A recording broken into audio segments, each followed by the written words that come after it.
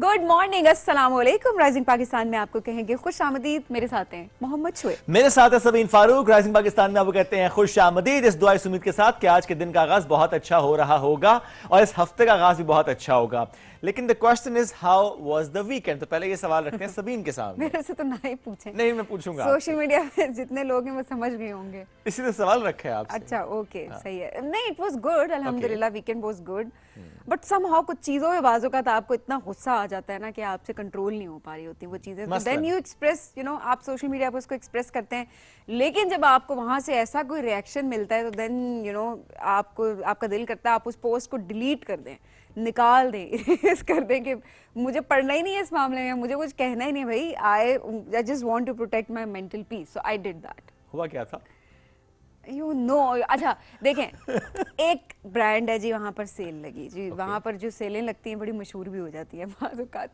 वहाँ पर आप देखें, जब सेल का टाइम होता है तो हमें खुद हमारे ऊपर एक रिस्पॉन्सिबिलिटी भी होती है कि लेट्स सपोज अगर आपके ऊपर आप जब जा रहे हैं वहाँ पे ऑलरेडी एक रश वाली जगह है, तो काइंडली अगर आप ऐसा कर सकते हैं कि अपने बच्चों को घर छोड़ के आएँ तो प्लीज़ अपने बच्चों को घर छोड़ के आएँ। और स्पेशली अगर आप, ठीक है, कुछ लोगों ने ये जस्टिफिकेशन देनी शुरू की, सब हंस रहे हैं यहाँ पे, कुछ लोगों ने ये जस्टिफिकेशन देनी शुरू की कि नहीं कुछ ऐसे लोग भी होते हैं जिनके घर पे कोई ख्याल रखने वाला नहीं होता, ये नहीं होता, वो नहीं होता। आई टोटली अंडरस्टैंड, नहीं होता। वहाँ पर आपको क्या करना होता है, बच्चों की तरबियत करनी होती है, उनको ये बताना होता है कि आपने, अगर आप कहीं पर जा रहे हैं तो आपने ये नहीं करना। डूज एंड डोंट्स डिसाइडेड होते हैं। अगेन, अगर तब भी आपका बच्चा समझाने के बाद भी ऐसा कुछ करता है तो आप उसको क्यूट समझ के स्माइल नहीं कर रहे होते या हंस नहीं रहे होते, या आप ऐसे नहीं करते कि बेटा it's okay, it's perfectly fine, gentle parenting. No, it's not like that. वो चीज़ें आपको क्यूट लग रही हैं, किसी और को क्यूट नहीं लग रही।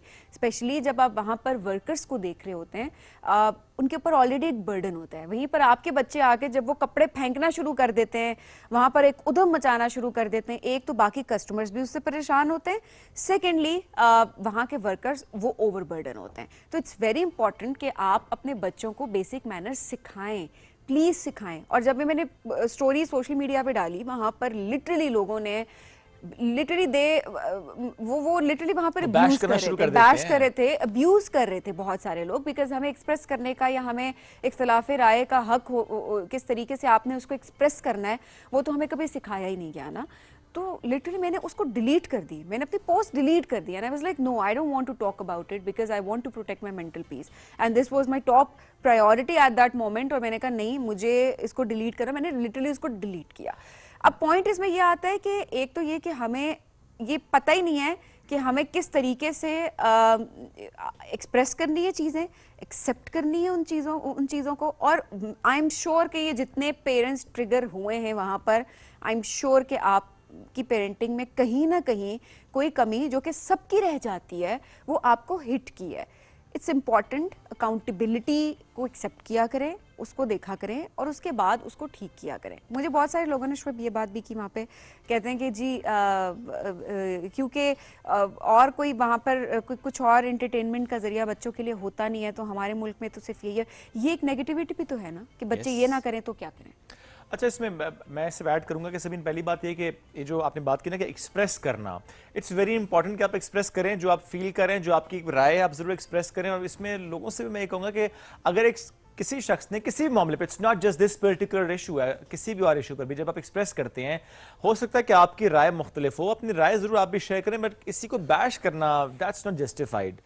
हर शख्स की अपनी राय है, वो उसमें आज़ाद है अपनी राय शेयर करने से मुताल्लिक भी। और जो बात जेंटल पेरेंटिंग को लेकर हम करते हैं, वाकई हमने वाकई ऑब्जर्व किया है, not just in shopping malls, even if you are travelling, आप जहाज़ पे सफ़र करें, रेल गाड़ी पे सफ़र करें या बस में सफ़र करें, कोई भी प्राइवेट आप ऐसा सफ़र करें जिसमें आप पब्लिक ट्रांसपोर्ट को इस्तेमाल करें, या फॉर दैट मैटर आपने जिस तरह सफ़र की हम बात करते हैं जहाँ पे इकट्ठे लोग सफ़र कर रहे होते हैं, सो वहाँ पर भी हमें देखते हैं कि किसी न किसी एक बच्चे की वजह से बाकी सब डिस्टर्ब होते हैं। ये नहीं कह रहा कि आप सफ़र ना करें, बात सिर्फ ये हो रही है बच्चे को जरा देखें जरूर। अगर बच्चा रो रहा है, कोई ना कोई वजह होगी। हमारे यहाँ मसला है कि हम बिल्कुल अच्छा बस ठीक है, चुप हो जाएगा खुद ही, नहीं, there is always an issue जिसको एड्रेस करना चाहिए। और बच्चे की जब पेरेंटिंग की बात आती है और उसमें जैसा सभी आपने कहा ना कोई कमी रह जाती है, बिकॉज एज अ पेरेंट हम ये समझते भी अंडरस्टैंड भी करते हैं कि वाकई हमें उस तरह से सिखाया भी नहीं जाता कि पेरेंटिंग क्या है, हम करते भी नहीं है और वाकई कमियां कोताहियां रह जाती हैं। बट इसका मतलब ये नहीं होता कि आपने उन्हीं कमी कोताहियों के साथ ही आगे बढ़ना है। आपने उसको justify करते करें, रहना। हाँ, डोंट जस्टिफाई दैट, अंडरस्टैंड करें, एक्सेप्ट करें और उसको हल करने की कोशिश बिल्कुल करें। ऐसा ही, आप जस्टिफाई नहीं करें हर चीज को कि क्योंकि आपके बच्चे नहीं है तो आपको क्या पता। आपकी सेम राय है, आपके बच्चे हैं माशाल्लाह से और आपकी भी सेम राय है इस बारे में कि नहीं ये इस तरह से नहीं होता। मैं इस पे ऐड करता हूँ सभी, मुझे अक्सर मैं फैमिली में भी और अदरवाइज भी किसी गैदरिंग में जब मैं देखता हूँ ना किसी बच्चे को कि वो जैसे ही रो रहा है फौरन से कहेंगे अच्छा फोन ले लो, फिर बच्चा वो 2-2 घंटे फोन यूज करेगा, कहेंगे मेरा बच्चा तो फोन यूज करता है, आपने दिया था मेरे सामने उसको फोन। एग्जैक्टली वो नहीं मांग रहा था, आपने दिया था फोन उसको। कभी कभी बच्चे रो भी नहीं रहे होते, बच्चा चूंकि बैठा है खेल रहा है, ये बहुत खेल रहा है, ये बहुत शरारतें कर रहा है, ये बहुत उधम मचा रहा है, फोन दे दो। खेल रहा है, लेट हिम प्ले, घर में है, सेफ एनवायरनमेंट में खेलने दें उसको, मत दें फोन। पहले आप फोन देते हैं उसको, बाद में फिर आप रोते हैं कि ओहो मेरे बच्चे के तो स्पीच थेरेपी का मसला हो गया, मेरे बच्चे का तो ये मसला हो गया, मैं से वहां लेकर जाऊंगा, मैं से वहां लेकर जाऊंगा। आपने खुद खराब किया है उस बच्चे को, इसको एडमिट करें, इसको माने। आप मानते नहीं है बल्कि डाल देते हैं बच्चे के ऊपर। पेरेंटिंग जो है देखें ये एक बहुत बड़ी रिस्पॉन्सिबिलिटी है। We need to understand this thing.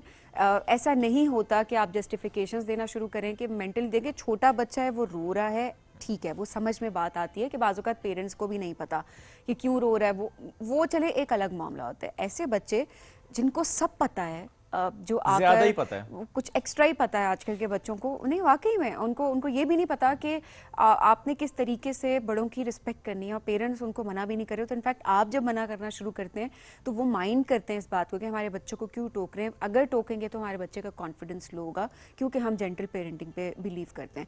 ये जेंटल पेरेंटिंग नहीं है। प्लीज़ ट्राई टू अंडरस्टैंड, इस टर्म को समझें कि जेंटल पेरेंटिंग एक्चुअली क्या होती है और उसके बाद पेरेंटिंग को, जो पेरेंटहुड है, उसको एक रिस्पॉन्सिबिलिटी के तौर पे रहें, जिम्मेदारी के तौर पे रहें, क्योंकि आपका बच्चा माशरे में जब आएगा तो वो लाइबिलिटी भी हो सकता है और वो माशरे के लिए अच्छा भी साबित हो सकता है। इट्स वेरी इंपॉर्टेंट कि उसको एक अच्छा शहरी आपने बनाना है जिससे दूसरों को नुकसान ना हो। एनीवे शुएब, कल की अगर बात करें, वीकेंड की बात करें, कि ये तो चलें एक गुस्सा वाजिब था अपनी जगह में था, but at the same time रात को बहुत देर तक लोग जागते रहे क्योंकि जो मून इक्लिप्स था, चांद ग्रहण, वो सब ने देखा। और चांद ग्रहण और ब्लड मून ये एक साथ था। सो 8 बजे की अगर बात करें शुएब, तो 8 बजे जो है कहा जा रहा था कि शुरू होगा 8 साढ़े 8 के दरमियान, लेकिन उस टाइम पे जब मैंने जाके देखा तो इतना खास कोई नहीं था। लेकिन 9 के बाद जो है वो काफी क्लैरिटी उसमें दिखी। घर वालों ने कहा नहीं आप वो छत पे ना निकलो? मैं इट्स ओके नहीं अच्छा, हमारे बड़ी मिथ्स भी होती है ना कि वैसे मना कर रहे होते हैं कि चांद ग्रहण मत निकले, छत पे ना जाए। तो मैं उस पर्सपेक्टिव से मुझे लगा कि मेरा ख्याल ब्रेक ले लेते, पर्सपेक्टिव से पूछ रहा था मेरा ख्याल ब्रेक ही ले लेते हैं। Anyhow, लोगों ने बहुत इंजॉय भी किया और वाकई ये कुछ ऐसी चीज़ें होती हैं जो कि आपको बहुत कम देखने को ये नज़ारे मिल रहे होते हैं, तो लोग स्पेशली जो है वो निकल के देख रहे होते हैं। सिर्फ जो 11, साढ़े 11, 11:50 इसके दौरान कंप्लीटली जो मून था वो रेड था। एंड मैं इस बात को बहुत हैरान हो रही थी कि लोगों ने अपने सिंपल फ़ोन से इतने प्यारे तरीके से उसको कैप्चर किया हुआ था और इतनी क्लैरिटी से वो सारी पिक्चर्स थी। तो देखिए भाई, अच्छे खासे अच्छे फोटोग्राफर्स भी हैं हमारे। बिल्कुल ऐसे ही है। अच्छा, ये तो सिर्फ कल रात की बात है, क्योंकि उससे पिछले दिन की जो फुटेजेस है वो की हम बात करें तो इस्लामाबाद में वो जो बादल, ह्यूज बादल किलोमीटर पे, दैट वाज बादल, वो मतलब उसका नाम बड़ा कुछ डिफरेंट था, पता नहीं, I don't know, the term very different थी, cumulonimbus something like that, तो different से term थी कि कहते हैं कि बड़ी वो बादल की तहें थी प्रॉपर, वो लेयर्स थी, एंड देन उसी एक टुकड़े के अंदर जो है वो बिजली बहुत ज्यादा चमक रही थी। और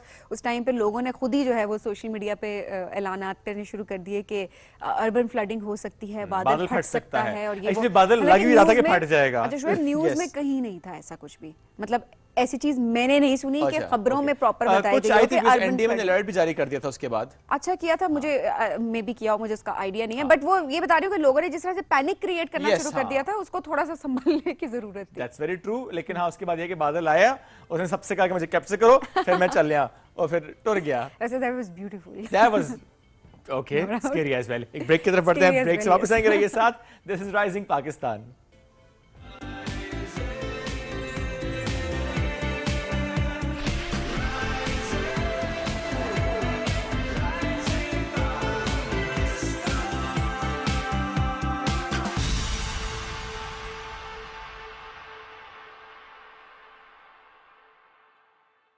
Zong My5 bundle सब्सक्राइब करें, get 200 GB डेटा और लातादार कॉल्स और SMS पूरे 5 लोगों के लिए सिर्फ 5,000 रुपए में। तो अभी Zong My5 बंडल लगाएं और खर्चा बचाएं। Zong 4G, let's get digital।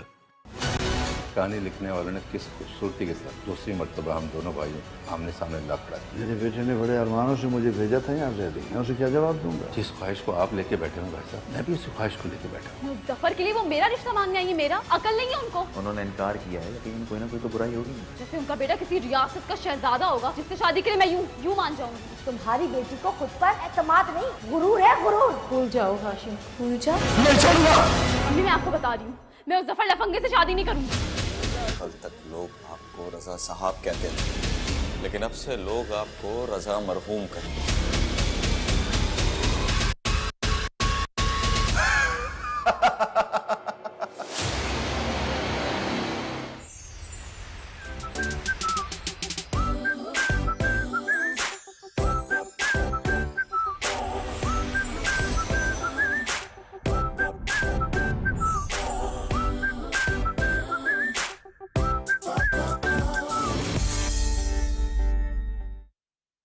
Zong My5 bundle subscribe करें, get 200 GB डेटा और लातादार कॉल्स और SMS पूरे 5 लोगों के लिए सिर्फ 5,000 रुपए में। तो अभी Zong My5 बंडल लगाएं और खर्चा बचाएं। Zong 4G, let's get digital।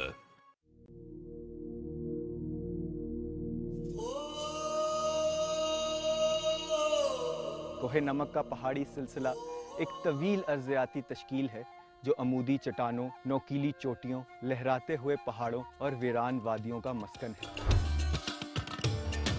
Geographical feature होता है जो साल का ज़्यादातर अरसा ज़ेरे आब रहता है। साइबेरिया से जो माइग्रेटरी बर्ड्स आते हैं और यहाँ की जंगली हयात हैं, ये सब इसकी बायोडाइवर्सिटी में और इस इलाके की वैल्यू में कंट्रीब्यूट करते हैं।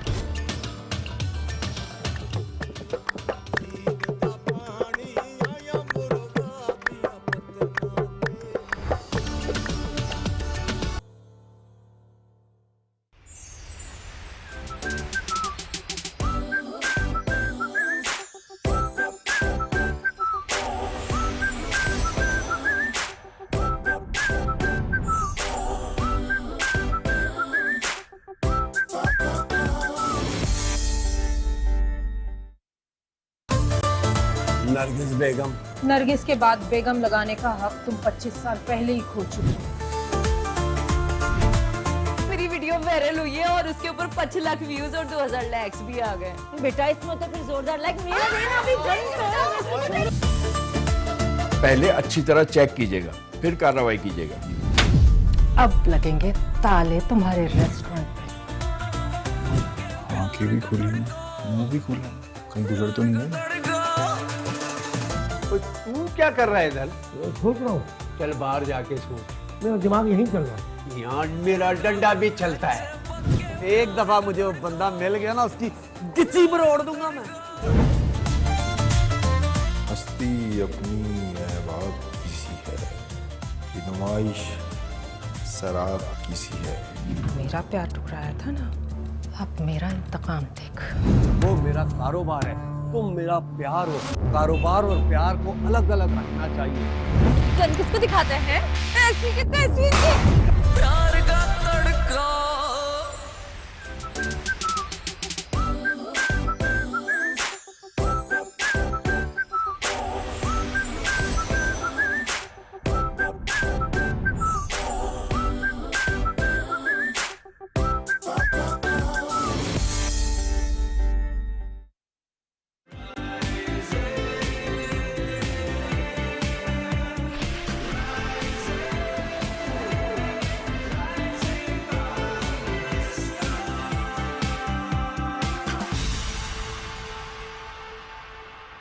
Welcome back. राइजिंग पाकिस्तान में एक बार फिर कहते हैं खुश आमदी। फोटोग्राफी की बात करते हैं और फोटोग्राफी को एज अ पैशन लेकर चलने वालों की बात करते हैं और एक ऐसे फोटोग्राफर ने आज हमें ज्वाइन किया जिनका वसी तजुर्बा है माशाल्लाह। 16 साल का तजुर्बा है इनका। Photo journalism, travel and cultural photography में इनका तजुर्बा है। केपी टूरिज्म अथॉरिटी के ऑफिशियल फोटोग्राफर भी हैं। He is amazing. उनका काम वाकई बोलता है, बल्कि उनका काम पूरी दुनिया के सामने भी है, नॉट जस्ट इन पाकिस्तान। क्योंकि हमने देखा कि 2011 में पिक ऑफ द डे तो इनकी पिक्चर एक सिलेक्ट होती है। इस तरह से बहुत से जो इवेंट्स हो रहे थे, इंटरनेशनल इवेंट्स हो रहे होते हैं, वहां पर भी इनका काम कहीं ना कहीं में नजर आ रहा होता है, जो कि इनका काम माशाल्लाह बहुत जबरदस्त है। नेशनल ज्योग्राफिक, न्यूयॉर्क टाइम्स और दीगर आलमी मीडिया इदारे भी इनके काम को पजीराई भी दे चुके हैं और शाया भी कर चुके हैं। तो जो कैमरे से महफूज की गई इनकी तस्वीर हैं, जिसमें हमें कल्चर भी नज़र आता है, जिसमें हमें बहुत सा प्यारा कोई मोमेंट भी नज़र आ रहा होता है, और इसमें हमें ज़्यादा वैसे केपी की जो खूबसूरती है वो ज़्यादा झलक उसकी नुमायाँ होती है, स्पेशली वहाँ के पहाड़ी सिलसिले, वहाँ के माउंटेन्स, मेडोज, पासेस, कल्चर, वहाँ का कल्चर वो भी काफ़ी ज़्यादा उससे हम देख रहे होते हैं कि आ रहा होता है। लेकिन 16 साल हो गए माशाल्लाह से इस फील्ड में इनको, और जाहिर सी बात है बहुत सारों को सिखा भी चुके होंगे ये भी एक चीज़ है। टाइम मिल जाता है सिखाने का, बिकॉज हम जब भी देखते हैं कहीं ना कहीं ट्रैवल करते, because he is a tracker, वो एज अ ट्रैवलर भी हमें नजर आते हैं कि रिसेंटली भी कुछ किया इन्होंने। ट्रिक मीर वहाँ का जो एक ट्रैक है वो करके आए हैं, और जब ट्रिच मीर की बात करते हैं तो मैं ट्रिच को ना ट्रिक बोल देता हूँ, मेरे से बड़ा मसला है, सो इट्स वेरी ट्रिकी। सो ट्रिच मीर के जो एक ट्रैक है वो करके आए, जो रिसेंटली मैंने देखा भी था, हमने कुछ मेहमानों को बुलाया भी था, कि जिसमें कुछ लड़कियां भी थी जिनको लेकर गए थे केपी टूरिज्म अथॉरिटी, और इसके साथ साथ हमने ये भी आपसे शेयर किया था कि पहली बार किसी पाकिस्तानी ने सर किया तो सरबाज खान ने इसको सर किया था, और कई सालों बाद ये हम देख रहे हैं कि इसको सर किया गया है। तो it's a difficult summit actually. बिल्कुल जी। आमिर खान हमारे साथ मौजूद हैं, उनको प्रोग्राम में वेलकम करते हैं। अस्सलाम वालेकुम आमिर, कैसे हैं आप? आज इक्विपमेंट के बगैर नजर आए हैं, वरना हमें आप लोडेड नजर आता है, यहाँ भी इक्विपमेंट है, यहाँ भी इक्विपमेंट है। अच्छा, और भारी भरकम इक्विपमेंट होता है। ये मेरे पर होते हैं जिनसे मैं उड़ता हूँ, भारी नहीं होते। ओह चलें, ये अच्छी बात है कि जिस चीज का आपको पैशन होता है वो आपको फिर उसका बर्डन नहीं फील हो रहा होता, आपको एक तरह से सपोर्ट मिल रही है। एब्सोल्युटली। आमिर, थोड़ा ट्रिच मीर के इस जो ट्रैक करके हैं इसके बारे में बताएं, कि सुना बहुत ही कोई डिफिकल्ट ट्रैक था ये। जी बिल्कुल, ये काफ़ी मुश्किल ट्रैक था, लेकिन लड़कियों ने बड़ा मुझे भी सरप्राइज़ किया कि उन्होंने कर दिया, और काफ़ी तवील था। इसके अलावा ये है कि ये 4 मुख्तलिफ एरिया से इसको जाता है, इसके बेस कैंप को, जो मुख्तलिफ बेस कैंप हैं।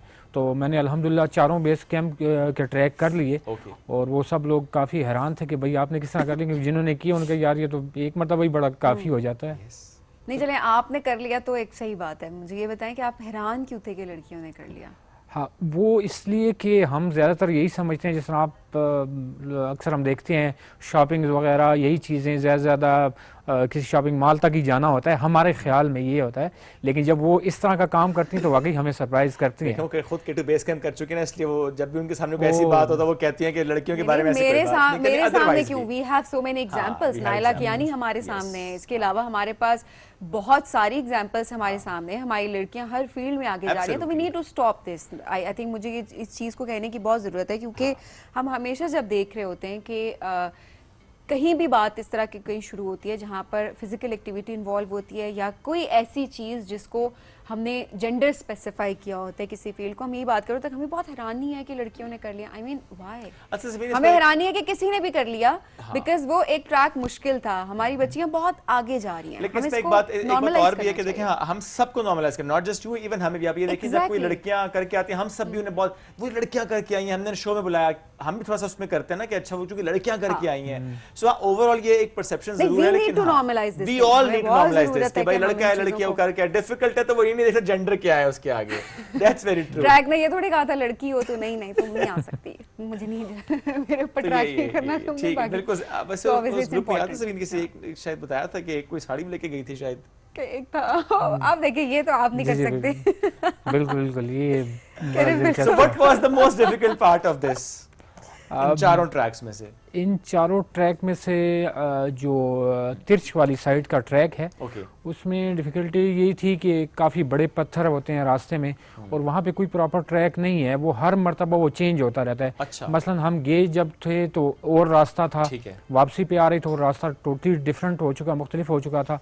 ये उसमें एक मुश्किलात थी। फिर मौसम भी होता है। इसके अलावा जिस तरह सबीन ने केटू ट्रैक किया हुआ है, ये पहाड़ चैनल्स पे या टीवी पे स्क्रीन पे और लगते हैं, लेकिन जब आप इनके सामने खड़े होते हैं तो एक खौफ पैदा होता है। सबीन शायद इस बात से एग्री करें, तो वो जो एक्सपीरियंस है मेरे ख्याल से वो बहुत मज़े का होता है। मेरे लिए तो खास कर बड़े मज़े का लग रहा होता है आप किसी कोकाफ में आ गए हैं, कोई वापसी का रास्ता नहीं, आप सामने देखते हैं एक चीज़ है, बैक पे देखते हैं एक चीज़ है, आपको ना बंदा ना बंदे की ज़ात है। इस वक्त हम आपको स्क्रीन पर दिखा भी रहे हैं। थोड़ा आमिर ट्रैक है। जी हाँ, ये वही ट्रैक है। वाह, इतना प्यारा कैप्चर भी किया है आपने इसको। यानी आपने एक तो ट्रैक करना था, इस ग्रुप के साथ भी आप थे और साथ में आपकी आई थिंक एडिशनल जिम्मेदारी के साथ अपना शौक भी चूंकि आपका है फोटोग्राफी, तो साथ साथ आपने ये भी की, तो सारा इक्विपमेंट लेकर साथ चल रहे थे। बिल्कुल, और ऐसे ही था। और जिस तरह अगर एक बंदा या बंदी एक मरतबा ट्रैक कर रही है तो मैं सेम टाइम 5 मरतबा कर रहा था। मसलन आगे जाना, रुकना, पिछलों का वेट करना, उनको क्रॉस करना, फिर आगे जाना, तो ये मैं एक तरह से 5 मरतबा कर रहा था। खूबसूरत पिक्चर्स आपने ली हुई है, मैं तो वो देख रही हूँ कि इससे पहले डार्क वाली पिक्चर जो थी, हाँ बिल्कुल, और ऐसे लग रहा है जैसे कि कोई किसी ने सीनरी को पेंट कर दी हो, इतनी परफेक्शन इसके अंदर हमें दिख रही है। So beautiful, look at this. हर तस्वीर खूबसूरत, ब्यूटीफुल एंड परफेक्टली कैप्चर्ड माशाल्लाह। वाओ, अच्छा इसके लिए क्या कोई टाइम का वेट किया था? जी हाँ, ये बहुत ही दिलचस्प स्टोरी थी इसके पीछे कि सुबह 4 बजे उठ के मुझे बैठना पड़ा और इसकी पिक्चर बनानी थी, क्योंकि लाइट जो पहली रोशनी पड़ती है पहाड़ पे तो उस वक्त बिल्कुल मुख्तलिफ कलर्स उसमें आते हैं। इसमें एक चीज़ मैं ऐड करना चाहूँगा, चतराल में तिरछमीर के बारे में ये एक कहानी बनी हुई है कि इस पे परियाँ रहती हैं। तो मैं अक्सर लोगों को कहता हूँ कि हम परियों को लेके गए और परिजादों को लेके गए और ये ट्रैक करवाया। आपको वहाँ परी तो नहीं नजर आई? हमारे साथ सारी परिजाद और परियां थी जो चल रही थी। नहीं, वैसे आप इतने ट्रैक्स करते हैं भाई, जिस तरह आप कोकाफ का जिक्र सबीन ने भी किया, कैसे महसूस होता है, और जिस तरह आपने खुद भी कहा कि मशहूर है कहानियाँ, जो कहानियाँ मशहूर होती हैं, जो कौन आ रहे हैं? आमिर घर वापस आए। अच्छा, आमिर घर वापस आए ना। अच्छा, ये जो दूसरी बात इन्होंने की है ये अपने उसके मुताबिक की है। नहीं, मुझे भी पहले वाला ही आता है। अच्छा, वो ऐसा है कि दूसरा वाला आपको भी हेलुसिनेशन हो रही होगी। नॉर्मली ऐसा होता है कि इन एरियाज में खुशकिस्मती से शादीशुदा लोगों के लिए सिग्नल नहीं होते मोबाइल्स के, तो इतना ज़्यादा वो नहीं होता। लेकिन ये है हाँ कि जब आप कुछ दिन गुजार के आते हैं, वो जो गैप है उसके दौरान वाइफ और बच्चों के साथ वो जो मोहब्बत है वो और ज़्यादा बढ़ जाती है, तो वो तजुर्बा दोनों साइड के लिए बड़ा बेहतर होता है। ये अच्छा क्लिप आपने निकाल के रखना है ताकि जब भी ऐसा मसला अपने भाभी को भेजना है। हाँ बिल्कुल, मैं तो सिर्फ इसलिए जाता हूँ ताकि हमारा रिश्ता और मजबूत हो सके। मैं अक्सर ये भी कहता हूँ, मुस्तनसर हुसैन तारड़ साहब कहते थे कि जब बहुत लंबा अरसा शादीशुदा लोग एक साथ रहते हैं तो उनकी शक्लें आपस में मिलने लग जाती हैं। तो पता नहीं मुझे कहना चाहिए नहीं, बट वो पिक्चर बड़ी फेमस है मुस्तनसर हुसैन तारड़ साहब की और उनकी अहलिया की, और वो लिटरली जब आप पिक्चर देख रहे होते हैं, अभी इस वक्त हमारे पास होती है तो हम अपनी स्क्रीन पे चलाते हैं, बट आप उसको गूगल करने से लिटरली आप मतलब आप उसको नहीं कर सकेंगे आइडेंटिफाई। तो वाकई देखें, जब आप एक साथ रह रहे होते हैं, अक्सर दोस्तों को ये कहा जा रहा होता है, जब कोई सहेलियां पक्की होती हैं और वो बचपन से साथ हैं और काफ़ी इन्फ्लुएंस होता है, तो उनका एटीट्यूड भी एक जैसा होता है। तो कोई एक से कहता है वो तो तुम दोनों में तो कोई फर्क ही नहीं है, तुम उनकी शक्लें भी मिलना शुरू हो गई हैं। अच्छा, एक लास्टली एक नया ट्रैक अभी केपी टूरिज्म 30 ने ओपन किया है, मुनरो ट्रैक। मैं चाहूँगा कि लास्ट इसके बारे में बता दें कि कहाँ पे है, कितना तवील है और इतने अरसे बाद क्यों खुला? ये मुनरो ट्रैक है, ये अंग्रेज़ दौर में भी ये था, लेकिन चूँकि खैबर पख्तूनख्वा जो है कल्चर एंड टूरिज़म अथॉरिटी और डिपार्टमेंट अब कोशिश कर रहे हैं कि एडवेंचर टूरिज़म पे भी ज़्यादा तवज्जो दी जा रही है, तो ये उसी का एक हिस्सा है और इसको अभी ओपन कर दिया गया। ये शनक्यारी से स्टार्ट होता है, ठीक है, और ये इसका एरिया काफ़ी खूबसूरत है और इस पे खाली ये भी नहीं है बल्कि गवर्नमेंट ने इसको काफ़ी एरियाज़ में क्लियर भी किया है जहाँ पे कुछ रास्ते पहले ख़राब हो गए थे या विजिबल नहीं थे, अब वो तमाम काम उन्होंने किए, तो ये बहुत ज़्यादा खूबसूरत है।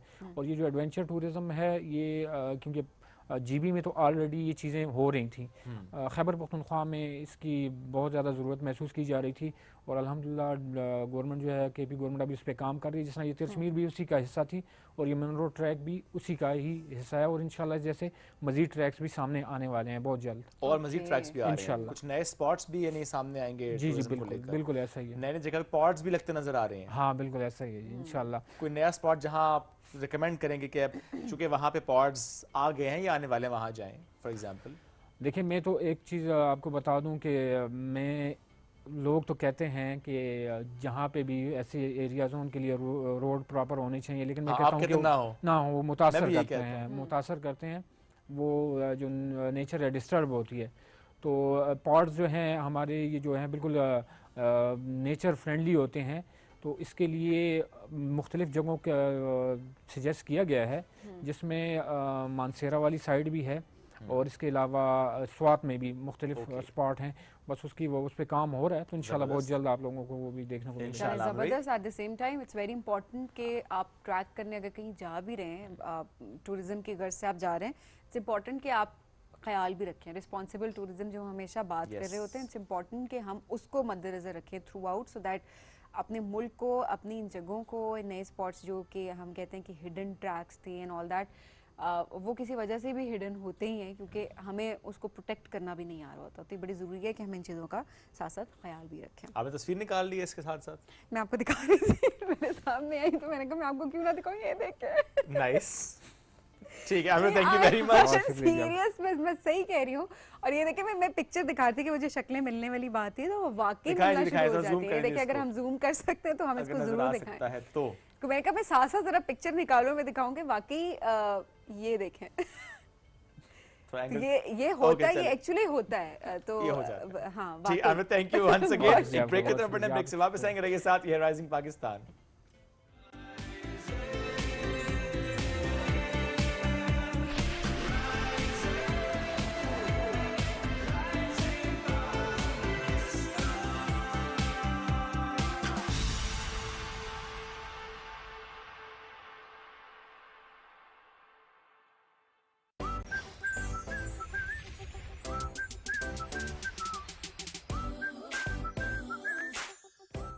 सुबह 8 बजे से 9 बजे तक की नशरियात के लिए हमारे साथ ताउन किया है bright max power, Colgate Palmolive Pakistan limited, Zong CM Pak limited. चाची, चाची, आ गई। मैंने खाया। आ जाओ सब।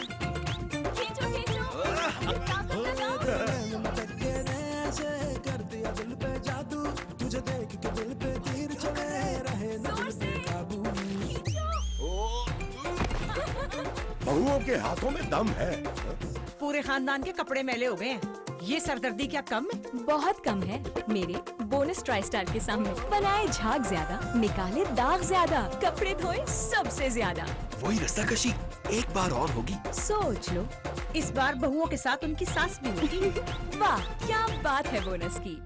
Zong My5 बंडल सब्सक्राइब करें, गेट 200 GB डेटा और लातादार कॉल्स और SMS पूरे 5 लोगों के लिए सिर्फ 5,000 रुपए में। तो अभी Zong My5 बंडल लगाएं और खर्चा बचाएं। Zong 4G, let's get digital।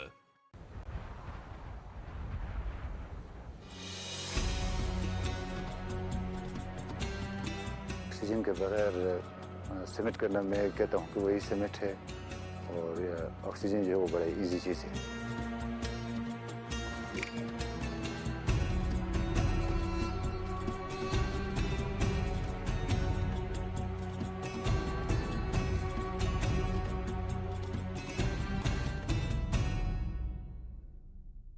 आज के प्रोग्राम में हम मौजूद हैं औलिया की सरजमीन मुल्तान।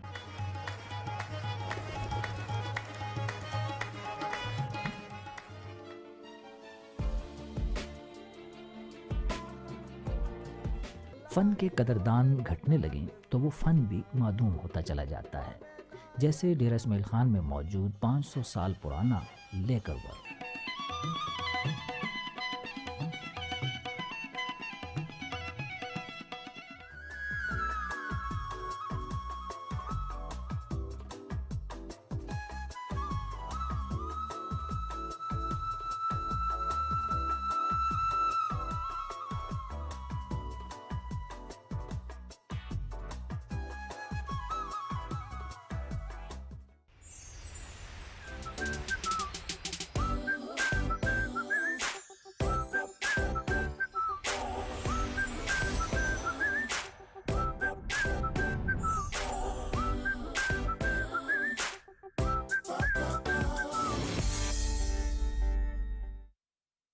कोलगेट पेश करता है क्रंची चोको चिप्स और च्यूई ड्राई फ्रूट्स के प्लेफुल कॉम्बिनेशन से भरी आपके फेवरेट कुकीज पे 50% लेस कैविटीज का टेम्पटिंग ऑफर। पर ये ऑफर सिर्फ रात को ब्रश करने वालों के लिए है।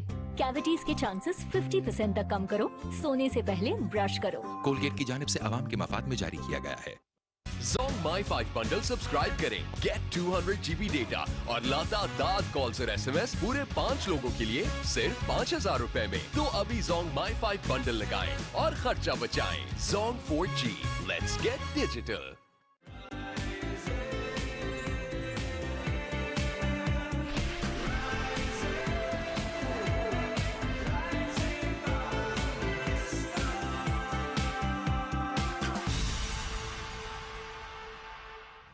Welcome back. जो राइजिंग पाकिस्तान में आपको कहेंगे खुश आमदीद। अब ज़रा बात करते हैं तालीम के हवाले से कि पाकिस्तान में तालीम की क्या सिचुएशन है इस वक्त, किस तरीके से लोग एजुकेट हो रहे हैं या ये शऊर लोगों में आ रहा है कि हमारे बच्चे और बच्चियों दोनों के लिए स्कूल जाना कितना इम्पॉर्टेंट है। और आज क्योंकि वर्ल्ड लिटरेसी डे भी मनाया जा रहा है, ऑब्वियसली इसका मकसद भी यही है कि तालीम की अहमियत को किस तरह से हम सब मिलकर उजागर कर सकते हैं। और ऐसे में हम देख रहे होते हैं कि इंटरनेशनल लेवल पर या नेशनल लेवल पर कॉन्फ्रेंसेस का इनकाद हो रहा होता है, डिफरेंट एजुकेशनल इंस्टीट्यूशंस की बात करें वहाँ पर इस हवाले से सेमिनार्स हो रहे होते हैं या फिर डिस्कशन ज़रूर हो रही होती हैं, सो दैट क्या कमियाँ रह गई हैं, उन गैप्स को किस तरह से फिल किया जा सकता है, उस हवाले से बात की जा सके। और अपनी अपनी कैपेसिटी में जब तमाम इदारे मिलकर काम कर रहे होते हैं, या मैं सिर्फ ये बात कहूँगी शुएब के सिर्फ डायलॉग भी अगर होता है ना तो आपको उसका भी एक इम्पैक्ट होता है, क्योंकि लोगों की राय आ जाती है और आप गैप्स को, आप प्रॉब्लम आपके सामने आ जाती है, देन ऑब्वियसली आप सोल्यूशन की तरफ आइडेंटिफाई करना ये कि क्या इशू है, किन एरियाज में हम कमजोर हैं, कहाँ पे हमें ज़्यादा काम करने की ज़रूरत है, फिर वहाँ पर काम करना।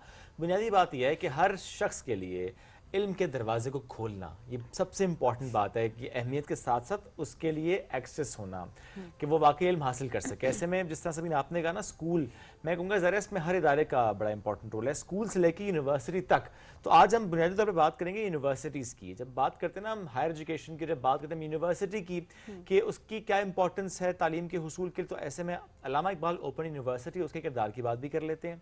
किस तरीके से शॉर्ट कोर्सेज, शॉर्ट प्रोग्राम्स के उनके थ्रू एजुकेट किया जा सके, उनके थ्रू बहुत से लोगों को स्किल, बहुत से लोगों को अपनी अपनी फील्ड में आगे बढ़ने के एक मौके जो है वो फराहम किए जा सकें। इस मौके, इस मुनासिबत से हम बात भी करेंगे। हमें ज्वाइन के हमारे तालीम है वाइस चांसलर है Allama Iqbal open university professor doctor Nasir Mahmood sahab, उनको करते हैं वेलकम सर। अस्सलाम वालेकुम, कैसे हैं आप? वालेकुम अस्सलाम जी, बहुत शुक्रिया sir, great to have you sir. सबसे पहले हम बात करते हैं जो कि आज दिन मनाया जाए लिटरेसी का। पाकिस्तान में जब लिटरेसी की बात करते हैं उसमें ज़रा कुछ इलाकों का हम देखते हैं कि उसका लिटरेसी रेट बहुत अच्छा होता है, कुछ का हम देखते हैं थोड़ा सा इंप्रूव हो रहा होता है, ज़रा स्लोली एंड ग्रेजुअली। लेकिन कई सालों से जो लिटरेसी रेट है वो हमें वहीं पे नजर आता है।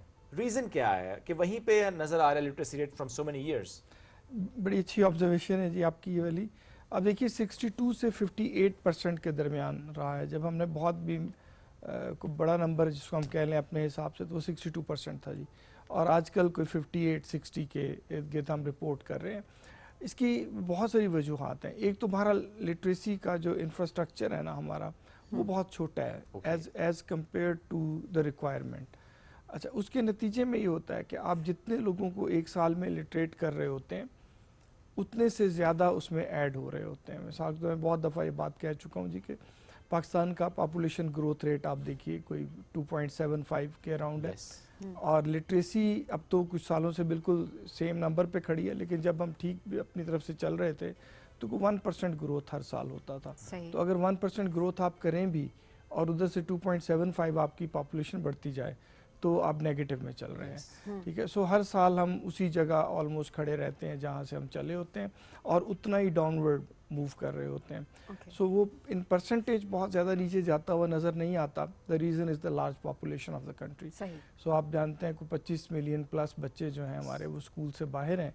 सो उनमें इन परसेंटेज आपको नहीं लगता, लेकिन अगर आप इन नंबर्स देखें तो बहुत सारे बच्चे हर साल इलिटरेट पूल में ऐड हो रहे होते हैं। इसके अलावा और भी बड़ी रीजंस है, मसलन डाटा हमारा को बहुत अच्छे तरीके से हम मैनेज नहीं करते, सो जिससे रिडंडेंसी बहुत सारी होती है।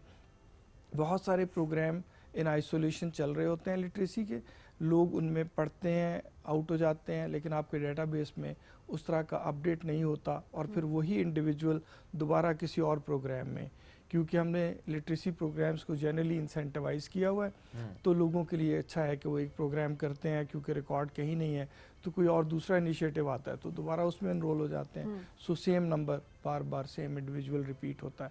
सो इस तरह के बहुत सारे वजूहत हैं जिसकी वजह से नंबर बहुत अरसे से हमें इसी के अराउंड नज़र आता है, अराउंड 60। और सर ये काफ़ी सारे रीजंस जो आपने बताई हैं, इन्हीं की वजह भी यही है कि इलिटरेस का रेट जो है वो भी हम देख रहे होते हैं, वो बढ़ रहा है दिन ब दिन, हम देख रहे हैं। तो थोड़ा सा शऊर भी लोगों में आया है, कोई अवेयरनेस की भी बात है, या बस यही जो आप बता रहे हैं कि पॉपुलेशन मैनेजमेंट को हमें बेहतर करने की ज़रूरत है, सो दैट आप एजुकेशन ज़्यादा लोगों को प्रोवाइड कर सकते हो? देखिए, इस हद तक तो ये बात आप कह सकते हैं कि दुरुस्त है, लोगों को ये पता है कि पढ़ना चाहिए, लेकिन अब फॉर्चुनेटली कह लें, अनफॉर्चुनेटली मैं तो कहता हूँ इस बात को कि लोग तालीम को रोज़गार से जोड़ते हैं। जब तक तालीम अपने अख्ताम पे किसी भी टर्मिनल फेज़ पे उनको उनके रोज़गार में इजाफा नहीं करती, तो लोग समझते हैं कि तालीम अब रेलेवेंट नहीं रहती उनसे। सो लिहाजा ये जानते हुए भी बहुत सारे पेरेंट जो बिलो पॉवर्टी रहते हैं, उनके लिए शायद ज़्यादा अहमियत रखता है कि उनका बच्चा रात को कुछ पैसे घर लेके आए किसी भी ज़रिए से, बजाय इसके कि वो स्कूल 5 साल जाए, 10 साल जाए, 15 साल जाए और उसके बाद फिर जॉब की तलाश में फिरता रहे और उसे कोई रोज़गार ना मिले। सो लिहाजा अवेयरनेस का जहाँ तक तो ये कंपोनेंट है कि पढ़ाना चाहिए, ये तो मौजूद है, लेकिन उनको पढ़ाने से कोई अफादियत होगी, उसकी ज़िंदगी में कोई बेहतरी आएगी, जब तक ये आपस में कनेक्ट नहीं होंगे तो शायद लोग आएंगे नहीं। बिल्कुल दुरुस्त बात की कि नॉर्मली भी हम यही डिस्कशंस का भी हिस्सा होता है, अच्छा ये डिग्री ले लो ताकि तुम्हें ये जॉब मिल जाए और तुम ये कमा सको। हम कहते हैं ना स्कोप जिसमें है उसमें जाओ। तो बच्चे बाज़-औक़ात वो इंटरेस्ट भी नहीं होता, उस फील्ड में एंटर हो जाते हैं, देन हम ड्रॉप आउट्स भी देख रहे होते हैं कि उनका दिल ही नहीं लग रहा है एक फील्ड के अंदर। अच्छा सर, इसमें रेशियो की अगर बात करें कि गर्ल्स एंड बॉयज़ की रेशियो, तो क्या लड़कियों की रेशियो ज़्यादा है ड्रॉप आउट्स की? स्कूल चिल्ड्रन में तो हमें लड़कियां ज़्यादा नजर आती हैं। उसमें भी तो हमें लड़कियां दिखती हैं। उसमें भी देखिए कि डिपेंड करता है, अगर आप अर्बन एरिया में रहते हैं तो शायद ये रेशो को बहुत बुरी ना हो आपस में, और जो आप हायर एजुकेशन की तरफ मूव करते हैं तो अब लड़कियों की प्रेजेंस हायर एजुकेशन में ज़्यादा है, लेकिन स्कूल एजुकेशन में आप चले जाएं तो अभी भी अर्बन एरियाज़ को छोड़ दें, इवन जो सेमी अर्बन एरियाज़ हैं या रूरल एरियाज़ हैं, वहाँ पे बहुत ज़्यादा डिस्पैरिटी है जी, लड़कियों की तालीम मुश्किल है वहाँ पे। और दूसरा उसके अलावा अगर आप चलें तो फिर हमारे जो कल्चरल लाइफ का स्टाइल है ना, जो मुख्तलिफ़ तरह के स्टीरियोटाइप्स हैं रूरल एरियाज़ के, जिनको हमने खामखा में लड़कियों के घरों से निकलने पढ़ने को कुछ ऐसी चीज़ों से अटैच कर रखा है जिनकी कोई एज सच रियलिटी नहीं है।